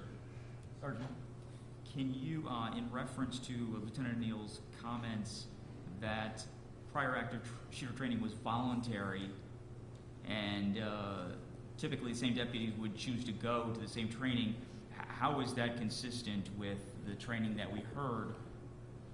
So part of it was confusing for us. Some of the deputies, we would ask them about active shooter training, and they said, well, we haven't been to it, but we've been to rescue task force training. And then some people would explain how, well, there were also some active shooter drills. Other would say, well, it was really just focused on the rescue task force or providing emergency medical care. I mean, BSO has provided us with the numbers of the people they've put through training. I think then the question for the commission to consider potentially is how effective is the training? I'm not saying it's effective or ineffective. I think that's just something potentially the commission can consider. Well, we heard some of it previously too, is they were signed up by their district commanders. So that was some of it, where the district commanders were signing them up. And so you had some pretty significant numbers that went. And again, this is just one person's view of it, and there are different views that different people have. So this is just one lieutenant's view. We're just reporting what he said. But you go back to there's no question that this year, and when he's talking about recent year, and when he says in here what's happening now, he's talking about 2018. And 2018, as I told you, that they combined their rescue task force and their active assailant drill into an 8-hour block. And they put 1,200 people through in 2018. So it's different. And then previously it was two separate blocks. It was RTF, Rescue Task Force, it was Active Assailant, and people would sign up to go, or they were assigned by their district commanders. So there was definitely a heightened emphasis on it this year than what it was previously, but they still got a whole bunch of people through. Question. So when the Massey group and the other group come in and they're coming from opposing sides, anybody that's BSO still cannot talk to Coral Springs at all. Right. So when the West group came in, and the West group went in first, and then the East group went in second, and then that's where they started having the hand contact with each other, because that's right. At that point, there was no communication at all between the Coral Springs people and the Broward Sheriff's Office people could not communicate. And then you'll see here as we get into some more slides, we're going to take a break here in a minute and then come back, but you'll see that you'll see a lot of evidence of the radio throttling. So then on top of all that, the Broward people couldn't communicate among themselves either, which led to the use of the runners and more use of the hand signals to communicate. That's a very bad situation because everybody's got their finger on the trigger. That was a very bad situation. Let's get through a few more, John. We'll take a break. Yes, sir. Almost 17 minutes after the first shot, Detective Johnson pulled Martin Duque from the from the doors of building of classrooms 12, 14, and 15, and out of the east doors of building 12. Simultaneously, officers pulled Luke Hoyer and Gina Montalto from the doorway into the hall. 17 minutes and 16 seconds after the first shot, Chief Bustizzi from Coral Springs Police Department ran north from the Sawgrass Expressway toward the southeast corner of Marjorie Stoneman Douglas. So in an interview with Chief Bustizzi, he said after his arrival, he saw some of his officers stopping traffic and others running toward campus. He had a level of familiarity due to the SWAT team having trained at MSD previously. He made contact with Captain Soberon and attempted to locate the command post. He learned from Captain Soberon that multiple officers were handling the tactical response. Chief Bustizzi directed that a command post be established and was unaware that BSO had an incident commander at that time. Shortly thereafter, Lieutenant Feely would be seen at the southeast corner of Building 1 with the Greetham Group. Within approximately the next 10 minutes, he returned beneath the Sawgrass Expressway with Deputy Chief Perry. Lieutenant Feely stated that he was briefly on the southeast corner of Building 1. He saw Deputy Chief Perry there and ended up returning to the Sawgrass Expressway to try and locate a command post. He heard Captain Jordan on the radio and assumed that she would be the incident commander. Lieutenant Feely did not experience any problems with his radio. He was directed by Sergeant Coleman to go south of the Sawgrass Expressway to oversee the staging area. He described seeing Sergeant Miller beneath the Sawgrass, but did not recall Sergeant Miller giving him any information about operations on campus. Again, we're jumping ahead with Lieutenant Feely's statement. Sergeant Miller at this point in the chronology is still on Holmberg Road. As it pertains to training, Lieutenant Feely stated he recalled attending 2 recent active shooter training classes, but believed they were both elective courses for select individuals. 17 minutes and 22 seconds after the first shots, as deputies were carrying Martin Duque north from the east side of Building 12, Deputy Valdez provided cover by pointing his rifle towards the 2nd and 3rd floors. Deputy Valdez made approximately 6 to 8 attempts to transmit on his radio prior to being successful. You will see a video of this shortly. Eventually, multiple officers and deputies were able to load Martin Duque onto the rear of a golf cart, and he was taken to the triage site. This is from Deputy, or I believe he may be a detective, Valdez's body cam. All right, I got covered. You want to take him all the way out?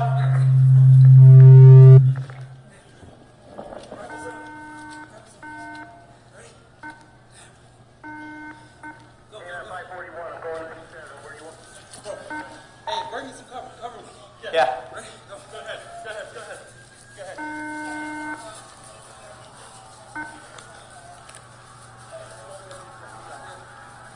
Thank you for coming out with 1 to fire rescue.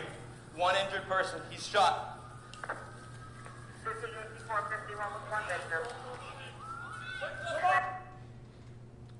So you can barely see it, but on the sidewalk a little further down, that's the golf cart where at this point I believe it's an officer and a deputy are both on there, and they are more or less serving as a transport, as an ambulance, getting victims to the triage site. At 17 minutes and 36 seconds after the first shot, Deputy Chief Backer says, if I can get on the radio, I'm going to ask for the patch. Both Deputy Chief Backer and Sergeant Rossman appeared to have difficulty transmitting on their radios. I would like to point out, consistently, Coral Springs did not experience problems with their radios.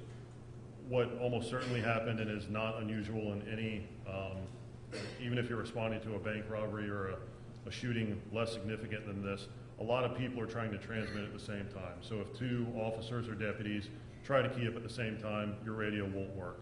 That could possibly explain the issue Deputy Chief Backer experienced at that point.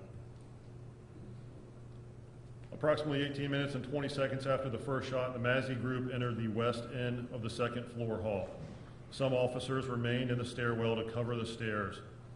So essentially, you've got to have somebody watching those stairs. Again, they have every reason to believe the shooter is still inside the building. So in possibly anticipation that he may come down from the 3rd floor, they don't want to be approached from behind. This is the estimated time at which Captain Jordan and Sergeant Sklar would have arrived north of Building 13. Sergeant Sklar transmits that we are on scene and asks where the shooter was last seen. Sergeant, why didn't Captain Jordan just run over? Why did she get in and take the car? I didn't ask her that question specifically. What I can tell you, though, is at the point she asked Sergeant Sklar, she was right next to his car. I think it's safe to assume that's probably the quickest way. Okay. Sergeant Miller, she knew, was on Holmberg Road. Okay. And again, this is an extraordinarily chaotic situation. I'm not trying to say the response was proper or improper, but these decisions are being made instantaneously. So Captain Jordan said that after moving south from the west gate on Holmberg, She met with Deputy Perry and Goolsby behind a car on the north side of Building 13. Based off what we know, it's unlikely that Detective Goolsby was still by that car. Deputy Perry pointed out Coach Feist to her and said that teams were inside Building 12. Captain Jordan said she also saw the bullet holes on the west end of Building 12. She said that she continued to have radio problems and used Deputy Perry's radio, which was also ineffective. She had no recollection of other deputies joining her. You will see later in the presentation that several deputies would join her behind that vehicle. Captain Robson arrived as she was pulling out her cell phone to call the communication center to try and address the radio problems. It's important to note that Captain Robson would arrive approximately 20 minutes after Captain Jordan would get behind the car. And Captain Robson, I don't think he's been introduced. He's the SWAT commander for BSO. You will hear more about him shortly after. 18 minutes and 32 seconds after the first shot, Deputy Chief Perry tells the Greetham group, so he has joined that group, that the scene is on the northeast corner of campus and it's a 3-story building. He cautioned everyone that they still do not know where the shooter is and they need to watch behind them. Because I believe in a prior slide, BSO transmitted that the suspect was on the north side parking lot and that they had received this information from Coral Springs 3 to 5 minutes ago, and here we are much later in the process and they are still saying they don't know where the shooter is. Yes, ma'am. I haven't seen any evidence that they're going after the shooter. Right, so at this point, you know, we have not yet interviewed Chief Perry. He will be here tomorrow morning. So the information that you're referring to was received by Coral Springs 911. A dispatcher or call taker apparently relayed that information to BSO and it was broadcasted over BSO's radio. I do not recall off the top of my head, we do have the data about whether that information about the shooter being in the north parking lot was also broadcasted over Coral Springs' radio. I think it's safe to say that Chief Perry's statement at that point is, despite, yes, maybe we got information the shooter's in the north parking lot, we still don't know where the shooter is. And just because they were there doesn't mean they're still there. And again, going back to that rule of +1, just because you have information that the shooter may be there, we don't know if there's 1, 2, 14 shooters. Basically, he's just telling these people, watch your back. I don't want anybody to be shot in the back. So it would not be routine to send some responders to that north side parking lot in addition to going to Building 12? No, that would be routine. Again, we haven't interviewed Chief Perry. It's my understanding that at this point it would have been conveyed over the Coral Springs radio that there were a good number of officers at the Building 12 area. Captains Gallagher and Captain Mock, Deputy Chief Perry would have almost certainly known at that point we're inside Building 12. And Captain Mock, being the SWAT commander, is likely the best person to be in that situation. You had deputies up on Holmberg Road. Miller's still parked up there. I mean, he still hadn't moved. And you had other ones. That north parking lot, there were people that had eyes on that north parking lot. There's a couple things that you can take for granted in any situation, and especially in a situation like this. There's going to be a lot of misinformation, and that the time frames that you get from people are going to be off. And if somebody says 2 minutes, make it 5 minutes. So they said they saw him 2 minutes ago, it's going to be longer than that. And that's just from experience that you're going to get. It's going to be a ton of misinformation, and the times are going to be off, and they're usually going to be shorter than what it actually was. And that's just the way it is.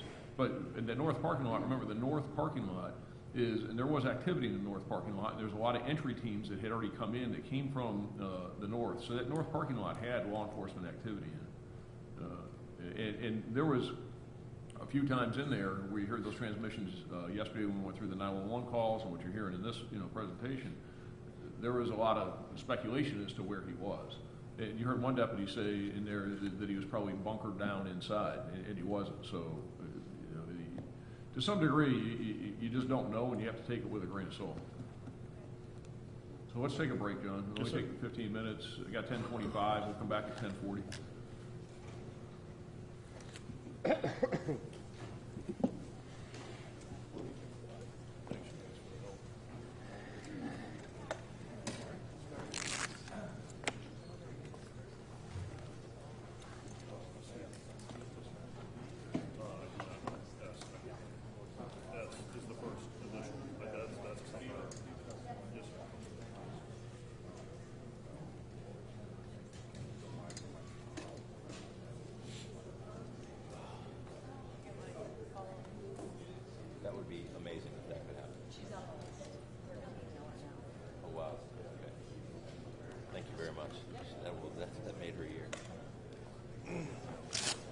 excited what you got here.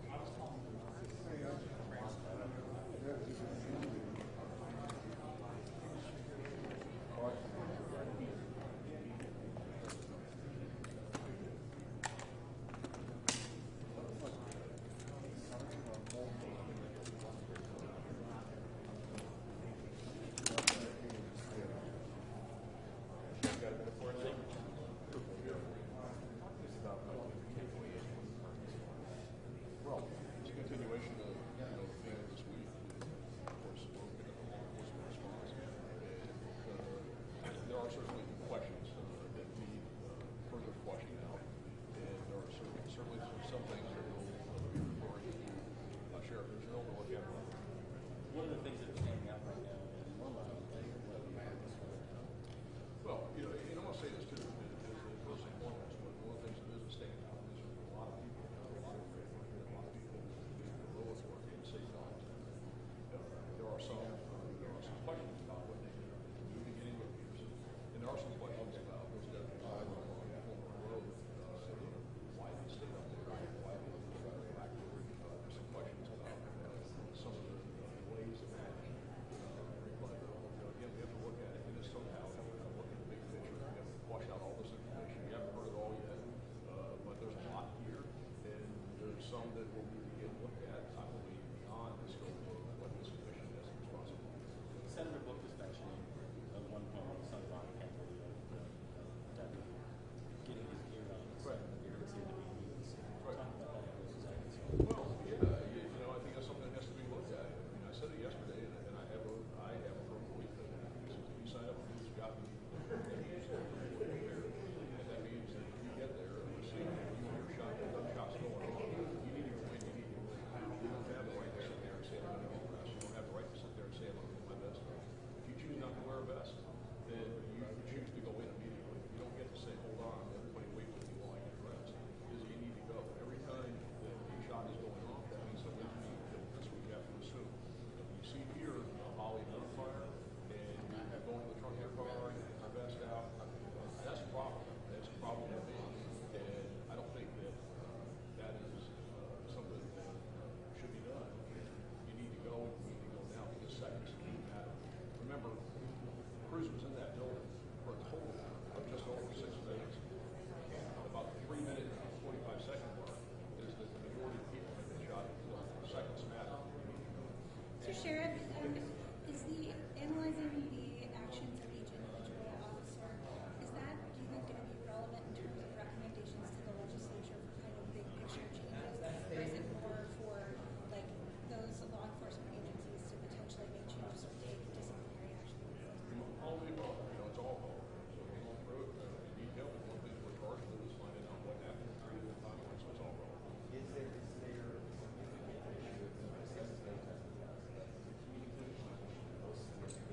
problems with the officer? From an operational standpoint, it's right up there at the top. There's no doubt about that. Because if you can't communicate, you can't get the job. And you're going to be hampered. And I think that is absolutely the case in the weight of information that we're out with the Sheriff's Office. There is no doubt that the Coral Springs Police Department had exponentially more information and that they had much more time, more accurate information about specific classrooms, about the building, about what was happening. And they were talking to people who were in the building. So that in and of itself on the 911 side. Then you get over to the radio side and the fact that responding units could not coordinate, they couldn't talk. And then you couple that with the fact that the Broward Sheriff's Office people can communicate just the radio throttle, and you've got a mess. And you've got a very, very serious situation. So that all combined, one problem with information silos, having one that had a lot more than others, and the inability for them to talk intra and inter, you put it all together. If it isn't a top issue, it's right up there. That's like where the radio just home where you get the beats. Correct. And some people call it bonking. You hear more about that. That means you push the button on the radio and you hear a bonking type noise, and the things are great, but you'll throw it against the wall because it's not going to allow you to talk.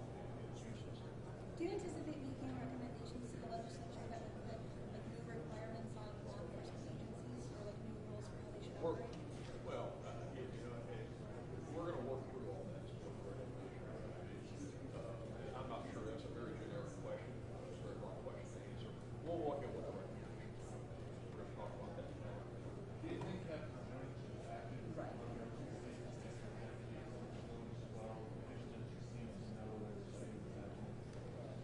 You know, that's, we need to get through more of this presentation so you can see more of that. Captain Jordan got there. He's trying to assess what was going on. Let's get through more of this presentation with others who had firsthand knowledge of Captain Jordan and what she did and didn't have to say. You'll see more of that in the presentation and all the rest of that. I think you'll see more of the presentation.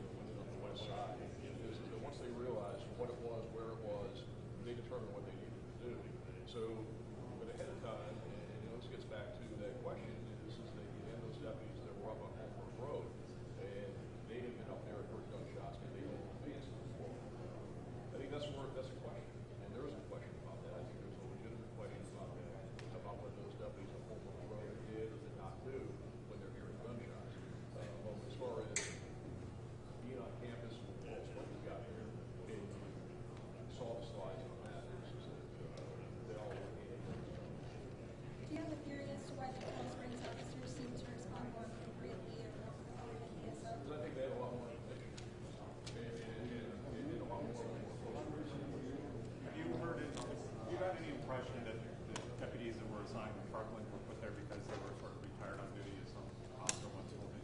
That's a question for sure.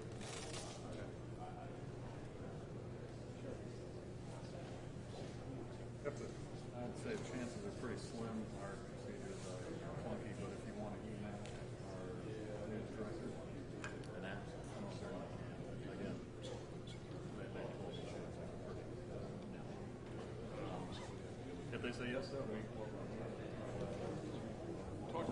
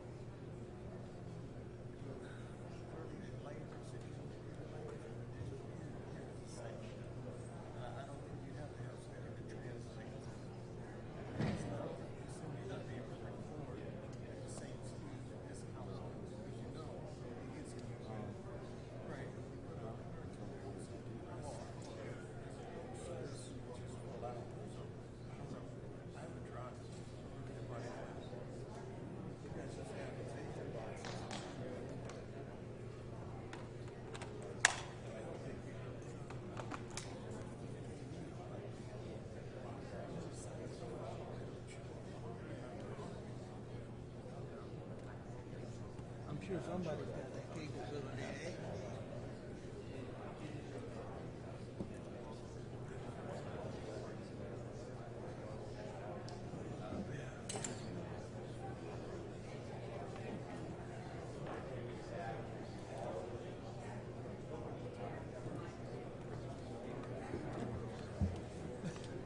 No, somebody else is here. So they said it was a shooter.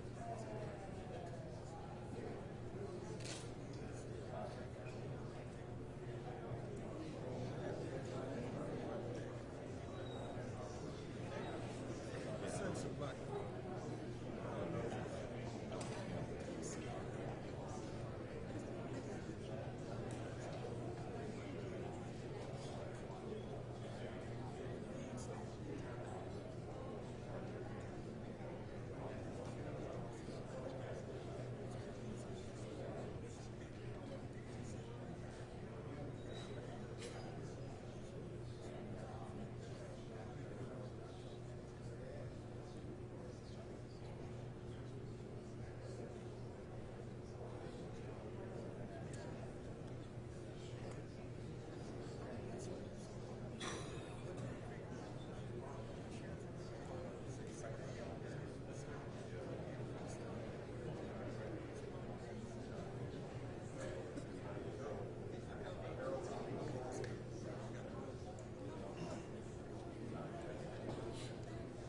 Hello, Mark.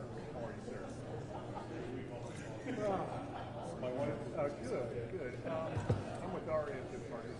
We're going to start in about 2 minutes. If everyone would take their seats, please. Setting my counter on time of day.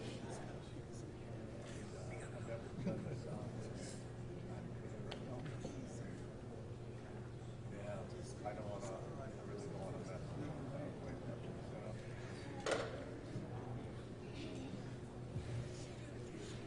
Yeah. No worries. Okay. Really?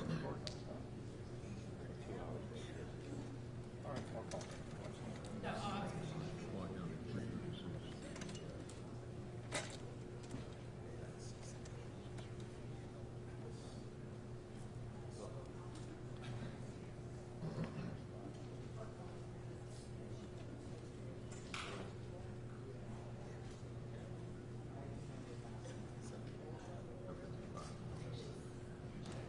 All right, we'll go ahead and get started again. Senator Monk, we were able to find that you asked what time West Glades Middle was in lockdown, and the best we can tell that they were in lockdown at 2:36 p.m. Sheriff, can I ask, did they lock all the other schools down? I don't know the answer to that, Mr. Schachter, really don't. You talk about like the elementary schools or across the street, et cetera, and all. You know, I don't know the answer to that. I can tell you at the time, though, that as far as I know, that there were no SROs at any of the elementary schools or any law enforcement officers. But I mean, you know, there's an active shooter at the high school. Right. The first thing you would do, and you don't know where he is lock down the other high school. Makes sense, but I just don't know the answer to your question. I really don't know. You know, and you know, remember that they had, as Sergeant C said, Deputy India, who was at West Glades, wasn't there, so there was nobody there to hear the radio. So by the time, but anyway, but the point is that the time is 2:36. Go ahead, John. Let's go and get started. Yes, sir. So 18 minutes and 38 seconds after the first shot, the first mass evacuation of civilians began. Excuse me, I'm sorry. Began from classroom 1216. The students exited the east doors and continued toward Pine Island Road. So in this map, you'll start to see these green circles in each room, and that represents that room has either been approached, the door has been approached, or access has been gained by law enforcement. Some of the rooms, it's difficult to tell when they actually enter just because of the camera angles. So that's a point of reference for you as we continue. So 18 minutes and 40 seconds after the first shot, Deputy Chief Backer and Sergeant Rossman had a brief conversation about patching radios, incident command, and getting a map of the school. Who's your incident commander? And we need a map of the school. We need a map of the school. We need to get the radios patched. I'm working on our end to get them patched. Two, we need to get these radios patched. BSO. What What is standard operating procedure if you do not know where an active shooter is? Do you evacuate people until you find the active shooter, or how do you normally play it? You keep everybody locked down before you evacuate until you find the suspect? Yeah, because you want, yes. I mean, again, there's somebody, you ask what's a standard operating procedure. You really have to, it depends upon the circumstances, the situation, the building you're dealing with, the environment that you're in, et cetera.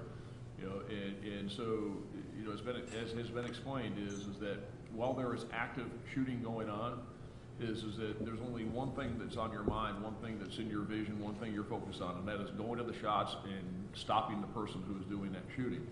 Now, beyond that, once the shots have ceased and they have subsided, then you're going to approach it a little bit differently. It's going to be more of what is called slow and methodical. You're going to not be just rushing to it. You're going to do it in a more tactical way, in a more strategic way, because you don't know where the person is. So at that point is that if you are actively still trying to seek the person, you're not going to be engaged in an evacuation simultaneously. And again, we're talking about a school setting. There's a whole bunch of different settings. So a lot of it's going to depend upon, again, the physical environment and all of the other factors, how many people you have, where are they the safest at the time. So it's a very difficult question to respond to in any categorical way. The only thing that is for sure is that when shots are being fired, that means somebody's being hurt, somebody's being killed, and we need to stop that shooting to stop the bleeding, if you will, figuratively and literally. But then once the shooting subsides, then you're still going to focus on the shooter, but your response to dealing with the shooter is going to be different. It's going to be more slow and methodical. It's going to be more tactical, and it isn't just going to be, we need to get to that and stop the shooting. And you evacuate victims at the same time. Evacuate. Well, you're going to treat the victim situation differently. Is that the law enforcement officer's response is going to be to bypass victims. As hard as that is to say, and as hard as it is for people to hear, law enforcement officers are going to step around victims, over victims, is that they are not going to stop and assess and treat. They're going to the shooting. And that's just what you need to do, because if you stop to assess that victim, then more people are being shot. So law enforcement officers, now if the shooting has stopped, then you're going to deal with it differently. You may stop to assess some victims because it depends on the circumstances. But when the shooting's happening, the law enforcement officer is going to the source of the shooting to stop the shooting. And there is nothing else that officers are going to be concerned about than to stop the shooting. And it means going around victims. You're not going to be concerned with anything other than stopping the shooter.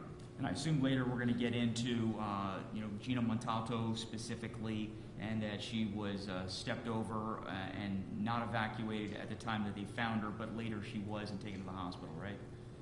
We're going to get into that. There's a lot of misinformation about that. Okay. There's a lot of very, very misinformation about bad information about that, misinformation about that. She wasn't stepped over. She was assessed. I've had a discussion with her dad about it, and he's aware of the circumstances. But we will get into that, especially in the medical response presentation that Special Agent Masucci is going to do later today or maybe tomorrow at this point. But there'll be more about that. But we're going to be careful because there's just misinformation about what happened on that. Go ahead, John. So 19 minutes and 1 second after the first shot, Captain Robson transmits over the radio asking where the command post is. Dispatch tells him it's at the south side of the Sawgrass on the Coral Springs side. If you haven't seen it already, you will, at this point at least, begin to see that there becomes a great deal of confusion about where the command post is. As I referenced earlier, there's the misnomer about wherever the command bus is where the command post is. That's not always the case. And then where the incident commander is. So you'll start to see that theme develop. Captain Robson responds, confirm with the incident commander that is where they want SWAT to respond. Dispatch then says that's the staging area for now and asks Sergeant Miller for additional details. Detective Goolsby would later provide direction that the north parking lot was available. Seconds later, Deputy Chief Perry tells the Greetham group that they need to start getting this whole building, an apparent reference to Building 1, which they're standing next to, locked down. Multiple deputies and officers begin moving south after that guidance or direction. 19 minutes and 13 seconds after the first shot, Captain Soberon inquired about the patching of channels with BSO and asked where the BSO's command post was located. So this was a transmission over Coral Springs radio. Dispatch tells him that they are working with BSO to complete the patch. Seconds later, Sergeant Rossman directs the Deputy Chief Backer and tells him that the command post is on the south side of the Sawgrass Expressway and points southeast of the school. We tried to not get too hung up on names or titles. It's important to note if that is the command post, the incident commander is on the north side of campus. 19 minutes and 28 seconds after the first shot, Captain Sobron transmits over the Coral Springs radio that without radios being patched, they are running two separate operations. Captain Sobron, it was apparent, and his tone seemed pretty annoyed by the current state of radio traffic. In an interview with Captain Sobron, he said that he responded with Deputy Chiefs Perry and Backer. He heard Captains Mock and McKeon addressing the tactical response, and he was unable to find the command post. While trying to locate the command post, he directed parents away from Pine Island Road. Once he met with Deputy Chiefs Backer and Perry, they began command post operations, and he remained at the command post facilitating support operations. Shortly thereafter, Officer Popick escorted Samantha Grady from classroom 1214, who suffered non-fatal injuries, and directed her out of the east doors with other students. Among those students was an ROTC student in uniform who was detained by Deputy Valdez. Deputy Valdez made several unsuccessful attempts to transmit over his radio, and you will see that video shortly. On this image, they're just outside of the east side of Building 12. You'll see that green and yellow dot, Deputy Valdez and the students. A couple of the commissioners, that just so you're aware, the green dots on this map is now going to represent when law enforcement has either gained access to or approached the doors to these buildings, to these classrooms. You see that law enforcement on the first floor, so the Mott group, is continuing to move west on the first floor as the Mazzy group on the second floor is simultaneously moving east. This is that video of Deputy Valdez. Hey, ROTC uniform. Hold it. They said ROTC uniform. You got no guns in here? Come over here to the side, man.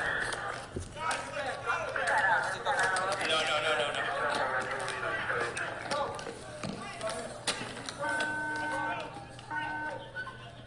I'll check him out. What side? How come I don't get the door? Scooter has a uniform. You got no guns in you or nothing, right? Check me wherever. I just don't want to be in 58 uniform. So to point out there, again, you hear the throttling. He has problems getting on the radio. And Deputy Valdez's action, in retrospect, obviously is confusing, but at the time, that's the information that he had. He's looking for somebody in an ROTC uniform. So it goes back to the disparity of information between the two agencies. Because it had been put out over Coral Springs, he was wearing khakis and the maroon shirt. Yes, sir. Right. 19 minutes and 49 seconds after the first shot, Lieutenant O'Neill directs a K-9 deputy to the command post somewhere on the north side of campus, and that deputy continued that way. Almost 20 minutes after the first shot, Andrew Medina and Assistant Principal Porter were seen on the south side of Building 1 with the Greetham group. At about that same time, Lieutenant DeVita, who in this image is the gentleman further back, Sergeants DeRosa, Detective Schroy, and Officer Danak, I believe it's pronounced, approached Peterson and Best's location from the south. Detective Schroy recognized Deputy Peterson as the SRO from seeing him at prior school sporting events. He asked Deputy Peterson where the shooter was located. Peterson pointed to the 1200 building and said, "I believe he's on the 3rd floor." We conducted an interview with Lieutenant DeVita and said that as he approached, Peterson was on the school radio talking with someone watching the cameras. That largely appears to be substantiated. He said Deputy Seward was holding the east doors of Building 12 open as students and staff were fleeing. Deputy Seward yelled to Peterson, asking for his keys. Lieutenant DeVita took Peterson's keys and ran them up to Deputy Seward. If you recall Deputy Peterson's statement, he said that he ran the keys up to Building 12. Lieutenant DeVita saw approximately 12 officers or deputies inside of Building 12. DeVita himself went on with multiple Coral Springs officers to search the fields to the west. They discussed staying together so that they could hear each other's radio traffic. 20 minutes and 12 seconds after the first shot, Deputy Valdez made that transmission that he's with a student in an ROTC uniform and asked what to do with him. Sergeant Miller broadcast that he's having problems with his radio. On the east side of Building 1, Sergeant Rossman approached Mr. Medina and asked him if he's a witness. This began BSO's process of getting information from Medina and Porter. Shortly thereafter, a deputy on the south side of Building 2, his body cam begins recording. There's at least one deputy with him, and they are quickly joined by additional officers and deputies.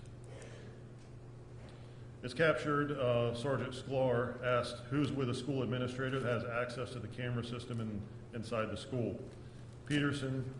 Sergeant Miller responds that Peterson would be that person, and dispatch asked, does anyone know where Peterson is? Peterson did not respond. Good, Mr. Petty. Slide 397. Peterson was asked a question by the detective and says, I believe he's on the 3rd floor. Since he's never been into the building, how would he know the shooter's on the 3rd floor?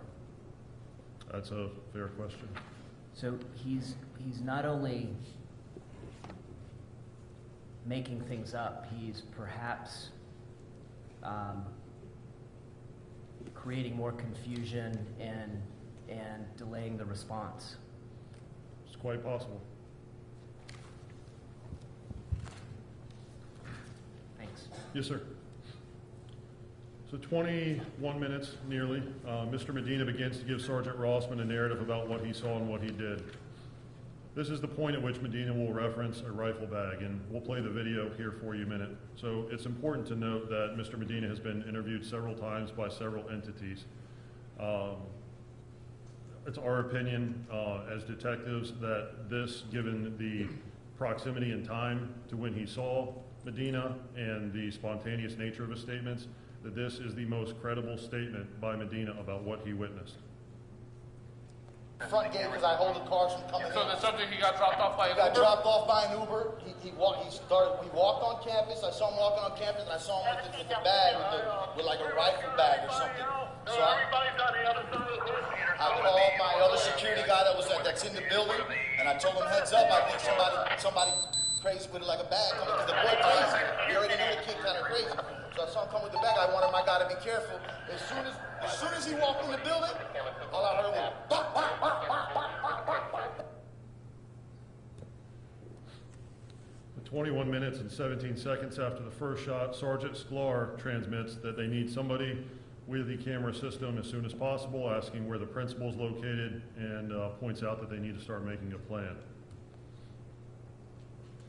21 minutes and 22 seconds after the first shot, this is the approximate location. You can see the two different groups, the Mott group and the Mazzy group, are moving simultaneously, working to clear the building. So this video is from classroom 1213.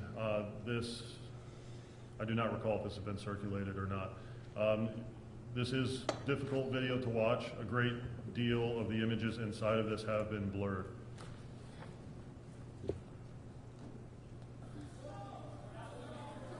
All right, guys. 3 down, 3 injured. Is anybody injured? Yeah. Anybody shot? Where? Come here. You can come up. Can you walk? Where are you shot?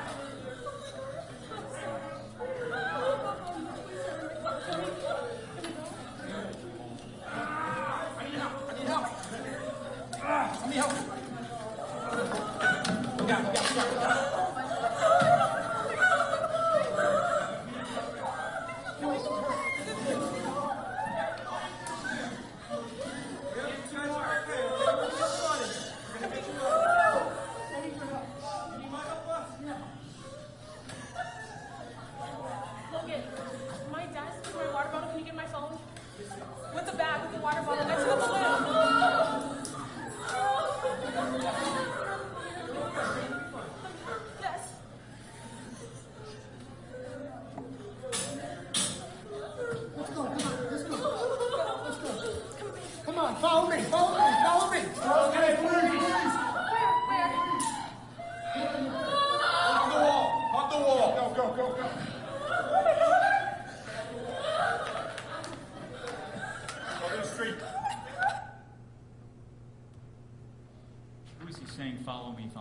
is that? Just one of the officers or deputies, just helping to give the kids direction. 21 minutes and 27 seconds after the first shot, after Sergeant Sklar asked about getting access to the camera system, Greetham asked Medina about where the cameras were located, and Greetham broadcast over the radio that he is with Medina. Medina points out that they are inside Building 1. Deputy Greetham begins to move that way to go inside to the camera room. Sergeant Rossman stops Greetham and Medina and says that he wants to slow down and get more information from Medina and Porter. So on this map, you see these two red boxes which represent the two doors. They start to move south towards the door on the south side of Building 1. And for a period of this video, you'll see Deputy Greetham, his hand covers his body cam. That has access to the camera system and the sound. They found the camouflage jacket? 17 Delta 2. Peterson would be the one that would have the access to where the cameras are. Does anyone know where Peterson is? 500. We need somebody with the camera system ASAP. Where's the principal? Who's with the principal? Hey, can you use the cameras? Can you use them? 17 Delta 2. Motor 49. I got a guy here outside the building with us that can get the cameras. We're gonna go inside and go get to the cameras. Don't walk in front of me. Sorry. Come on.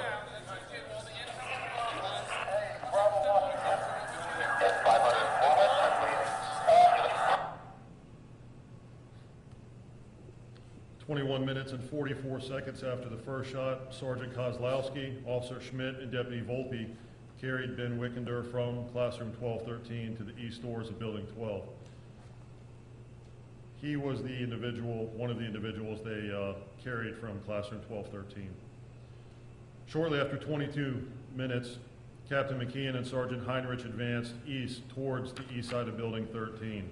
So you see their path of travel. This is that moment at which Detective Goolsby referenced he nearly shot Sergeant Heinrich. 22 minutes and 11 seconds after the first shot, Officer McLean carried Samantha Mayer, who suffered non-fatal injuries, from the first floor to the east doors of Building 12. Cell phone video moments earlier captured Sergeant Vulo picking her up and handing her off to Officer McLean.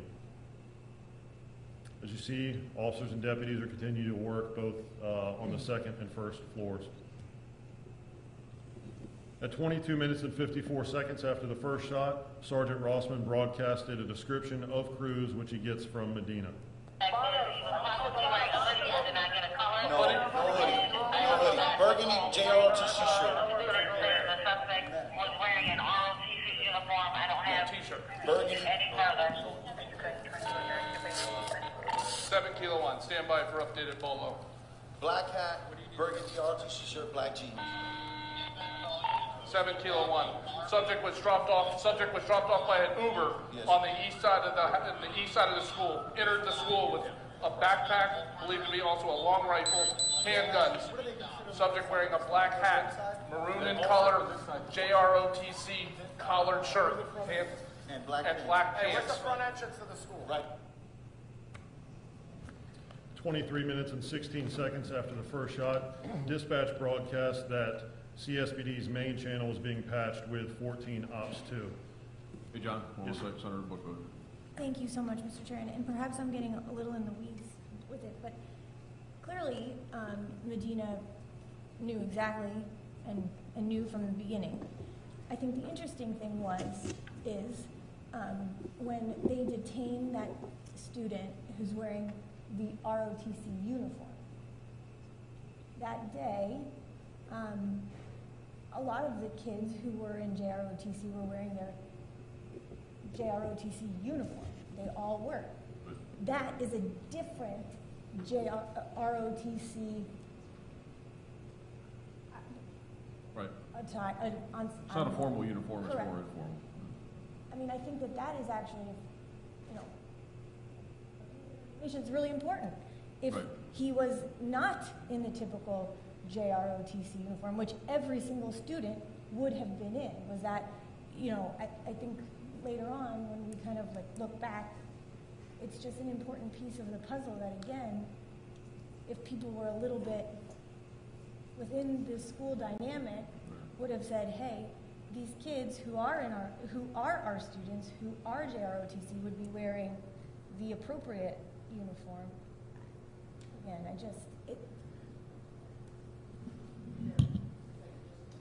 Yeah, Commissioner Stewart. Casual ROTC shirt he had on is the school color. And so even if they had known that, they would have been stopping multiple students because that is a school color. Well, I don't know. You know, I go back to, if the gate was opened at 2:15 for a 2:40 dismissal, and there's been somebody standing at the gate the whole time it was open, and even if he showed up with that maroon shirt on that said Stoneman Douglas on it, and somebody said, "Who are you and where you're going?" And by the way, that rifle bag probably doesn't belong here. I mean, that's so there's a lot, and there's no doubt about it. And but there were others, I believe, who were wearing. I mean, that maroon shirt, as Commissioner Stewart points out, is a school shirt, and you did have, and of course, as we know, a lot of people who were wearing their formal uniform that day. At 23 minutes, 38 seconds after the first shot, Chief Pustizzi directs responding units who are not in the school to take a perimeter point due to not knowing where the shooter was located. 23 minutes and 44 seconds after the first shot, Medina tells Assistant Principal Porter that BSO needs access to the system, the camera system. Greetham tells Porter that they need to wait for SWAT. Hold on. We're going to wait on SWAT because SWAT's... Why does he say that? Why do they need to wait for SWAT? My personal opinion, there's not a good answer to that. Well, there was some direction from Sergeant Rossman on that. But yes, sir. I mean, there is that issue that, and I don't know if it had been prior to that point, but at some point Rossman does say he wants to wait for SWAT. So, and Sergeant Rossman was running that with Porter and Medina there, and Sergeant Rossman was running that. And there was a judgment call to be made with that. They were at Building 1. The cameras were in Building 1. We know that there were a couple people in the camera room. Porter was in there. They were trying to go through the cameras, and they're having problems. You're going to hear a lot more about that.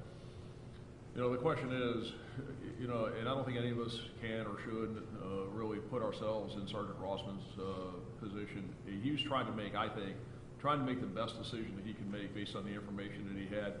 And when you're going to put a civilian, put a non-law enforcement person into a situation where you don't know where the shooter is, you got to really think hard about that. And I think what he was trying to not do was to inject Medina or anybody else potentially into a warm zone or even a hot zone situation.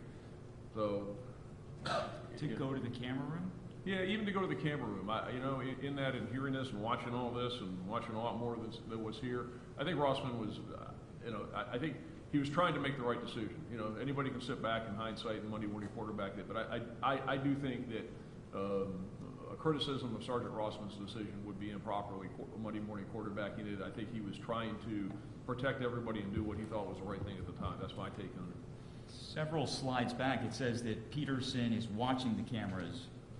Is that correct? No, sir.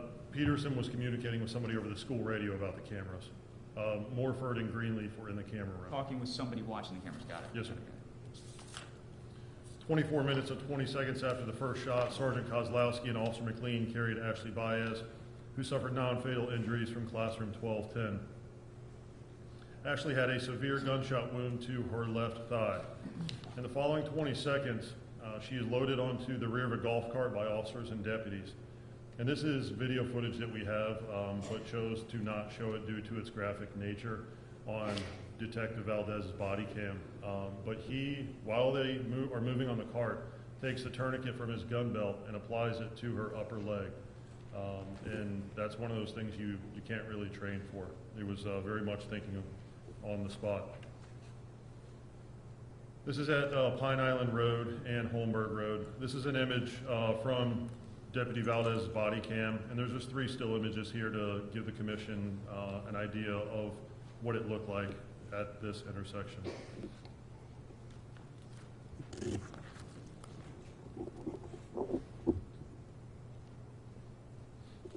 At 24 minutes and 22 seconds, you see progress is continuing on the first and second floors.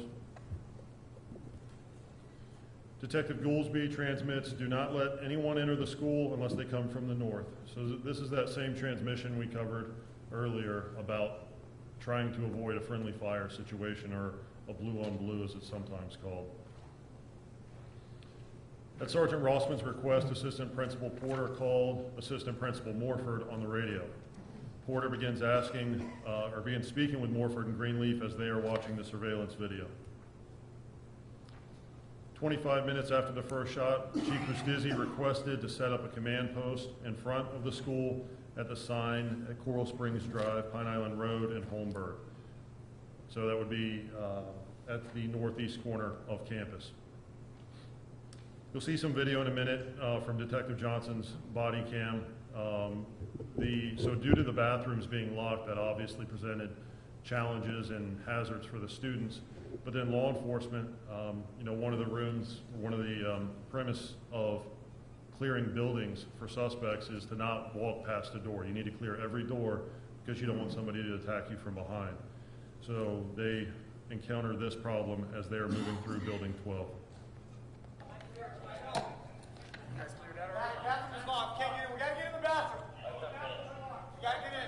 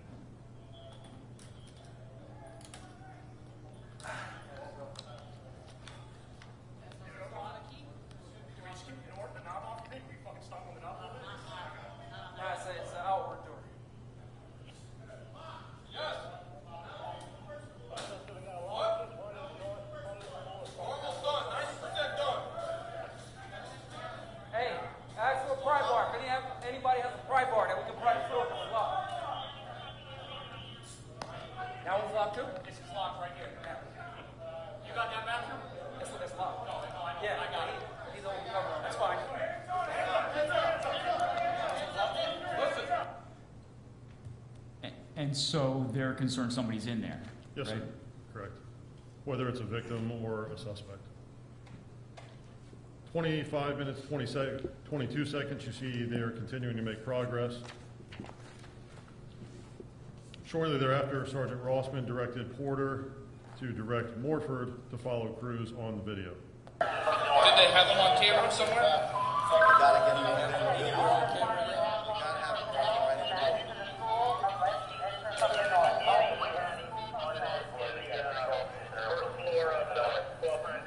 Start there and continue to follow. 10-4. I'm with the deputies. That's why I'm asking all these questions. They said start there and follow. 10-4. We're working on that now. Shortly thereafter, you'll see Detectives Alphen and Garapi, both from Coral Springs SWAT team, leave the Greetham group and advance north on the east side of Building 1 towards Building 12. Play some radio traffic here. Sierra 1 are references to Captain Jordan, and you will hear, it appears as though dispatch can hear Captain Jordan, but nobody else can. From the school across Holmberg Road. I don't know if anybody's stopping them.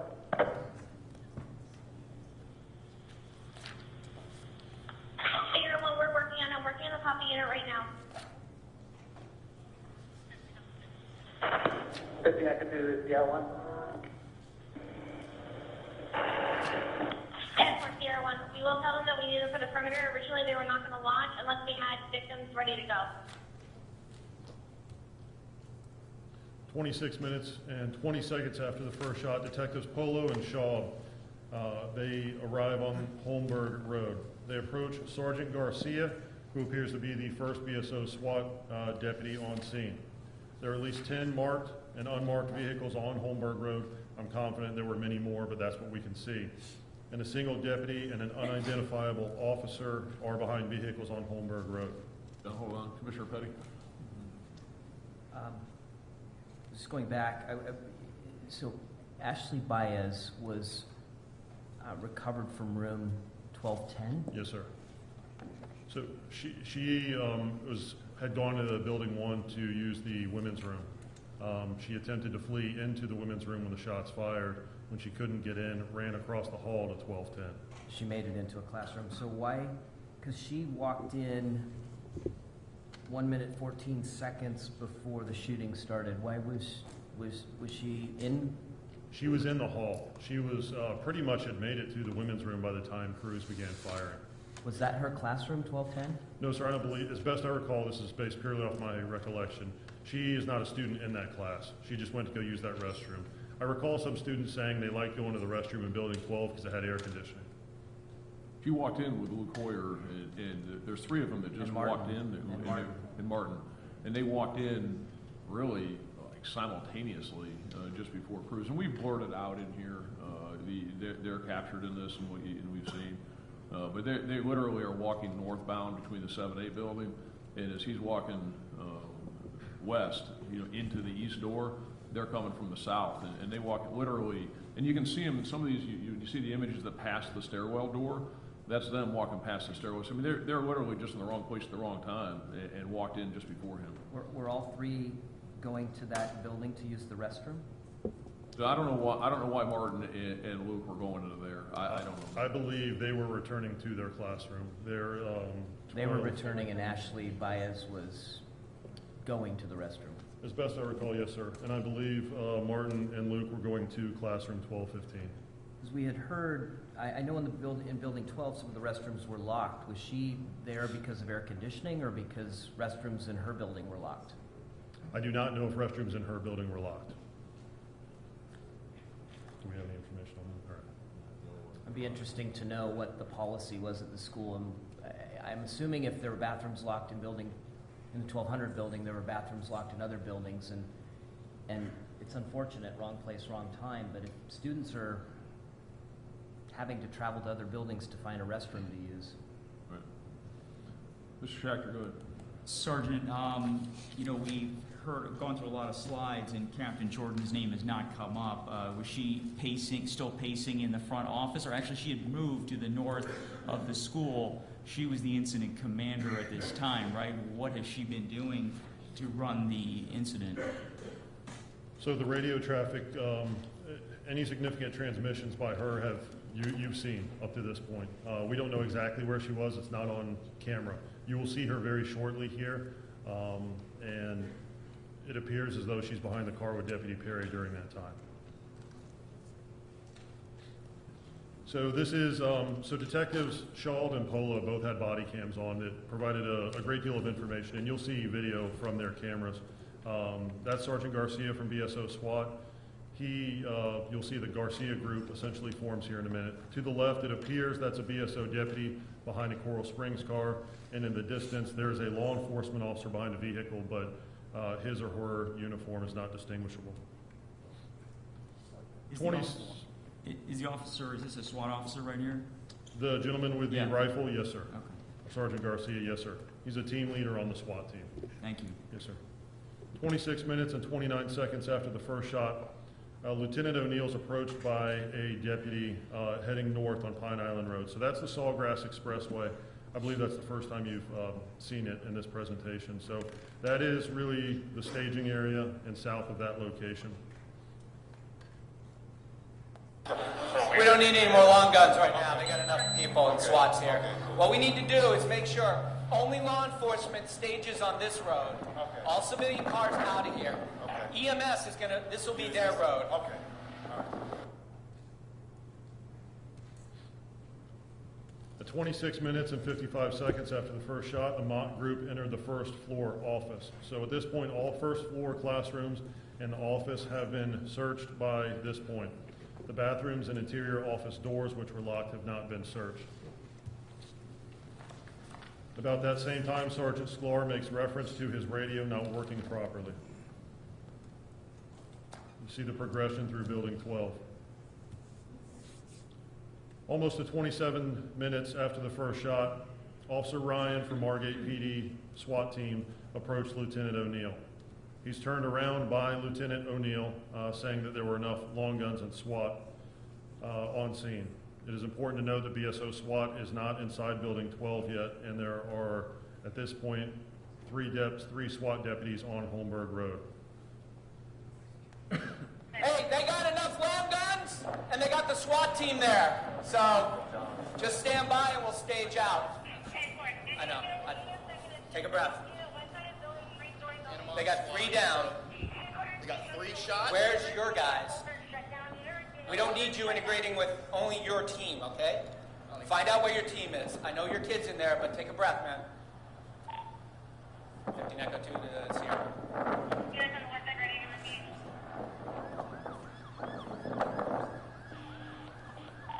15 Echo 2 to dispatch and any responding units.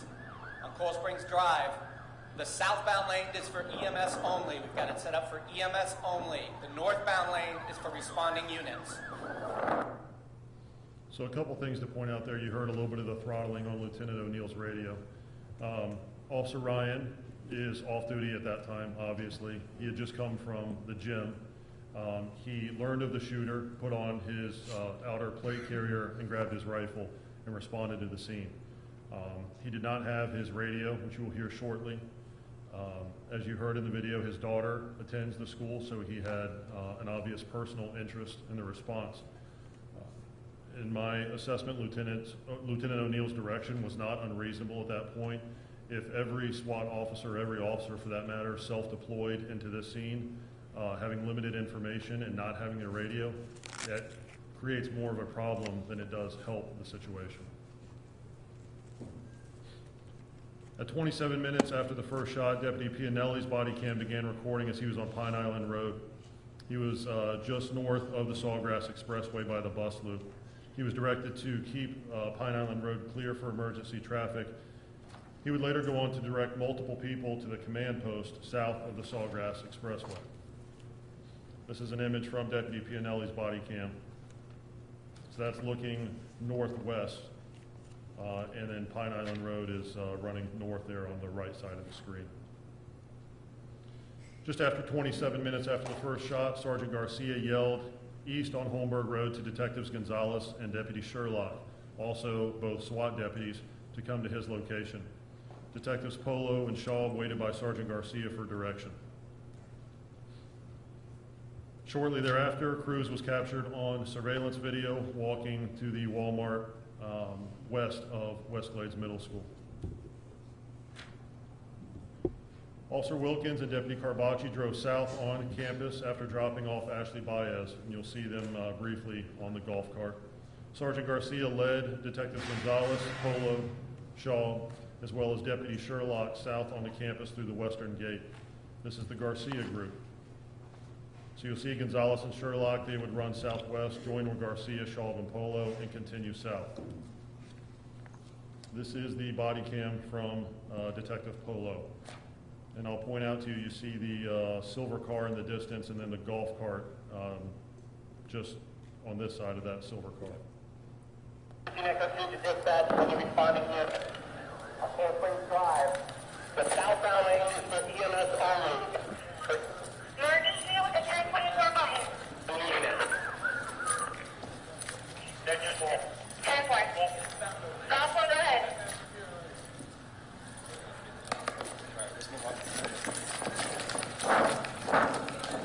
It's okay, Lord, back on track. I have SWAT on scene.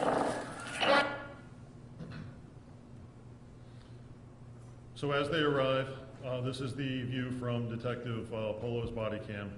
You see Building 12 on the left, Building 13 directly in front of you, Deputy Perry and Captain Jordan behind that vehicle. As their approximate location as it relates to Buildings 12 and 13. Just after 28 minutes after the first shot, Sergeant Garcia and Deputy Sherlock, they would continue on past Deputy Perry and Captain Jordan to the east side of Building 13. Sergeant Garcia would meet up with Captain McKeon, who was with CSPD SWAT at the time, Sergeant Heinrich, Officer Harrison, and Detective Goolsby. Gonzalez, Polo, and Schaub would join Deputy Perry and Captain Jordan behind that vehicle and get some information from them, which you will see shortly on video. So you see the location of the vehicle where one of the SWAT detectives and some CST deputies, crime suppression team, join Perry and Captain Jordan. The other deputies on the east side of Building 13, again, they're lined up in that only to make this easier to read. That's not exactly where they're standing.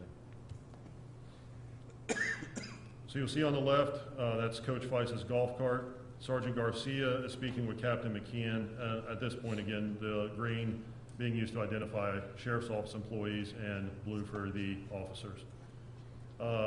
Goolsby and Heinrich are a little beyond Sergeant Garcia, and you see Officer Harrison with his rifle covering the second and third floors.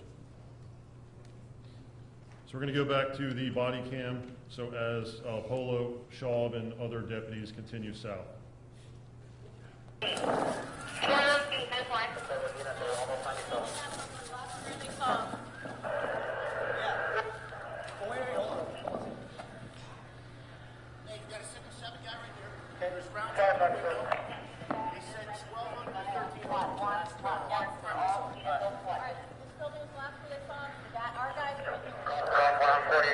Our guys are right up here. There's no last up here. You guys know the layout of the school? It's 2 stories. When you come through here, this is 1 story. We got that side covered or no? That's your gymnasium. There should be people. That's your football field. Then the rest of the building is a big square, top and bottom, with an open courtyard. Okay? And we got this side of the school covered. That hasn't been searched, right? That has not been searched to All my right, we need to knowledge. cover down on that area. Okay. Can you pass through Coral Springs to see what they've done? Because they've been in there. 7 Kilo 1. I'm on line with an administrator who has a person in the office working the cameras. Stand by. 1 person on the camera says the subject was last seen on the 2nd floor now. Last seen on the 2nd floor. Second floor. Second floor. Of which building? The 12 or 1300 building? You go through the courtyard. You see that building right there? That's your second floor. It goes all the way around. And it shoots off to the right. Classrooms down to the right. 7 Echo 1. 7 Echo 1.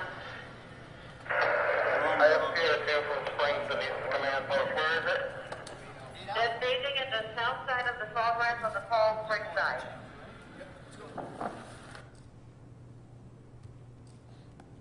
So 26 minutes and 13 seconds after the first shot, over the VSO radio, dispatch broadcasted that they have a dispatcher on SWAT 1.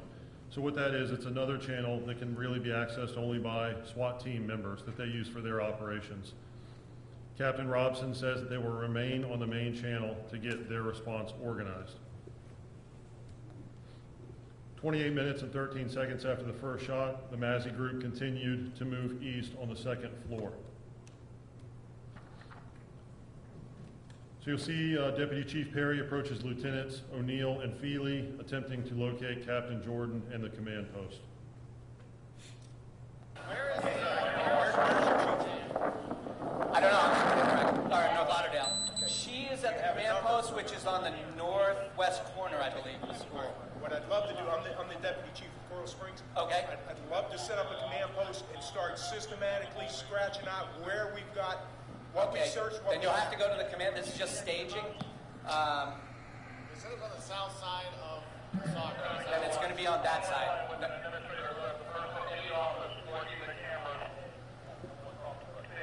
Our golf unit, our SWAT team, has just arrived, so they're going to do the same thing. Let me find out where they are. I don't have her phone number, because I don't work for her. So. Do you have Jan's number? I left my phone on my desk. I ran out. Shit. 28 minutes and 38 seconds after the first shot, Deputy Perry asked Captain Jordan to patch with Coral Springs so they can see where they are since they have been in the building. There's not an audible response to this request. 28 minutes and 53 seconds after the first shot, Detectives Garapi and Alphin meet with Captain Mock in the east side of Building 12. They get some, it's there's no audio, but it's apparent he's giving them some direction, and they would shortly move west down the first floor hall.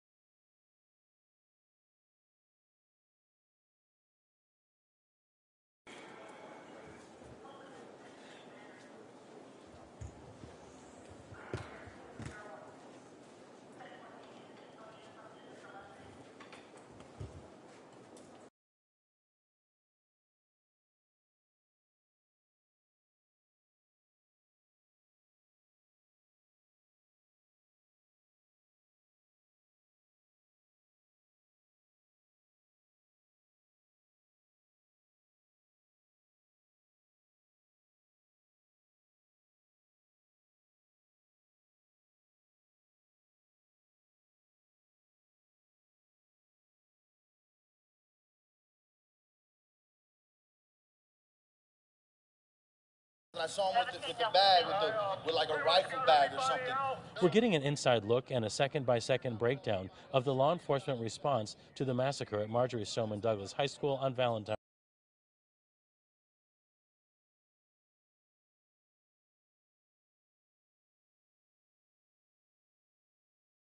I saw him with the bag, with like a rifle bag or something. We're getting an inside look and a second-by-second breakdown of the law enforcement response to the massacre at Marjorie Stoneman Douglas High School on Valentine's Day. First and foremost, one of the things that is a standout is there's a lot of people that did a lot of great work and a lot of people that did heroic work and saved lives that day. While MSD Public Safety Commission Chairman Sheriff Bob Gualtieri sees a lot of heroes, he also notes some significant concerns. This body cam video shows a law officer suiting up after arriving. You sign up to do this job, you need to do it, and that means that you come to work prepared. And that means that if you get there to a scene and you hear gunshots going off, you need to go in now. You don't have the right to sit there and say, I'm going to get dressed. You don't have the right to sit there and say, I'm going to put my vest on.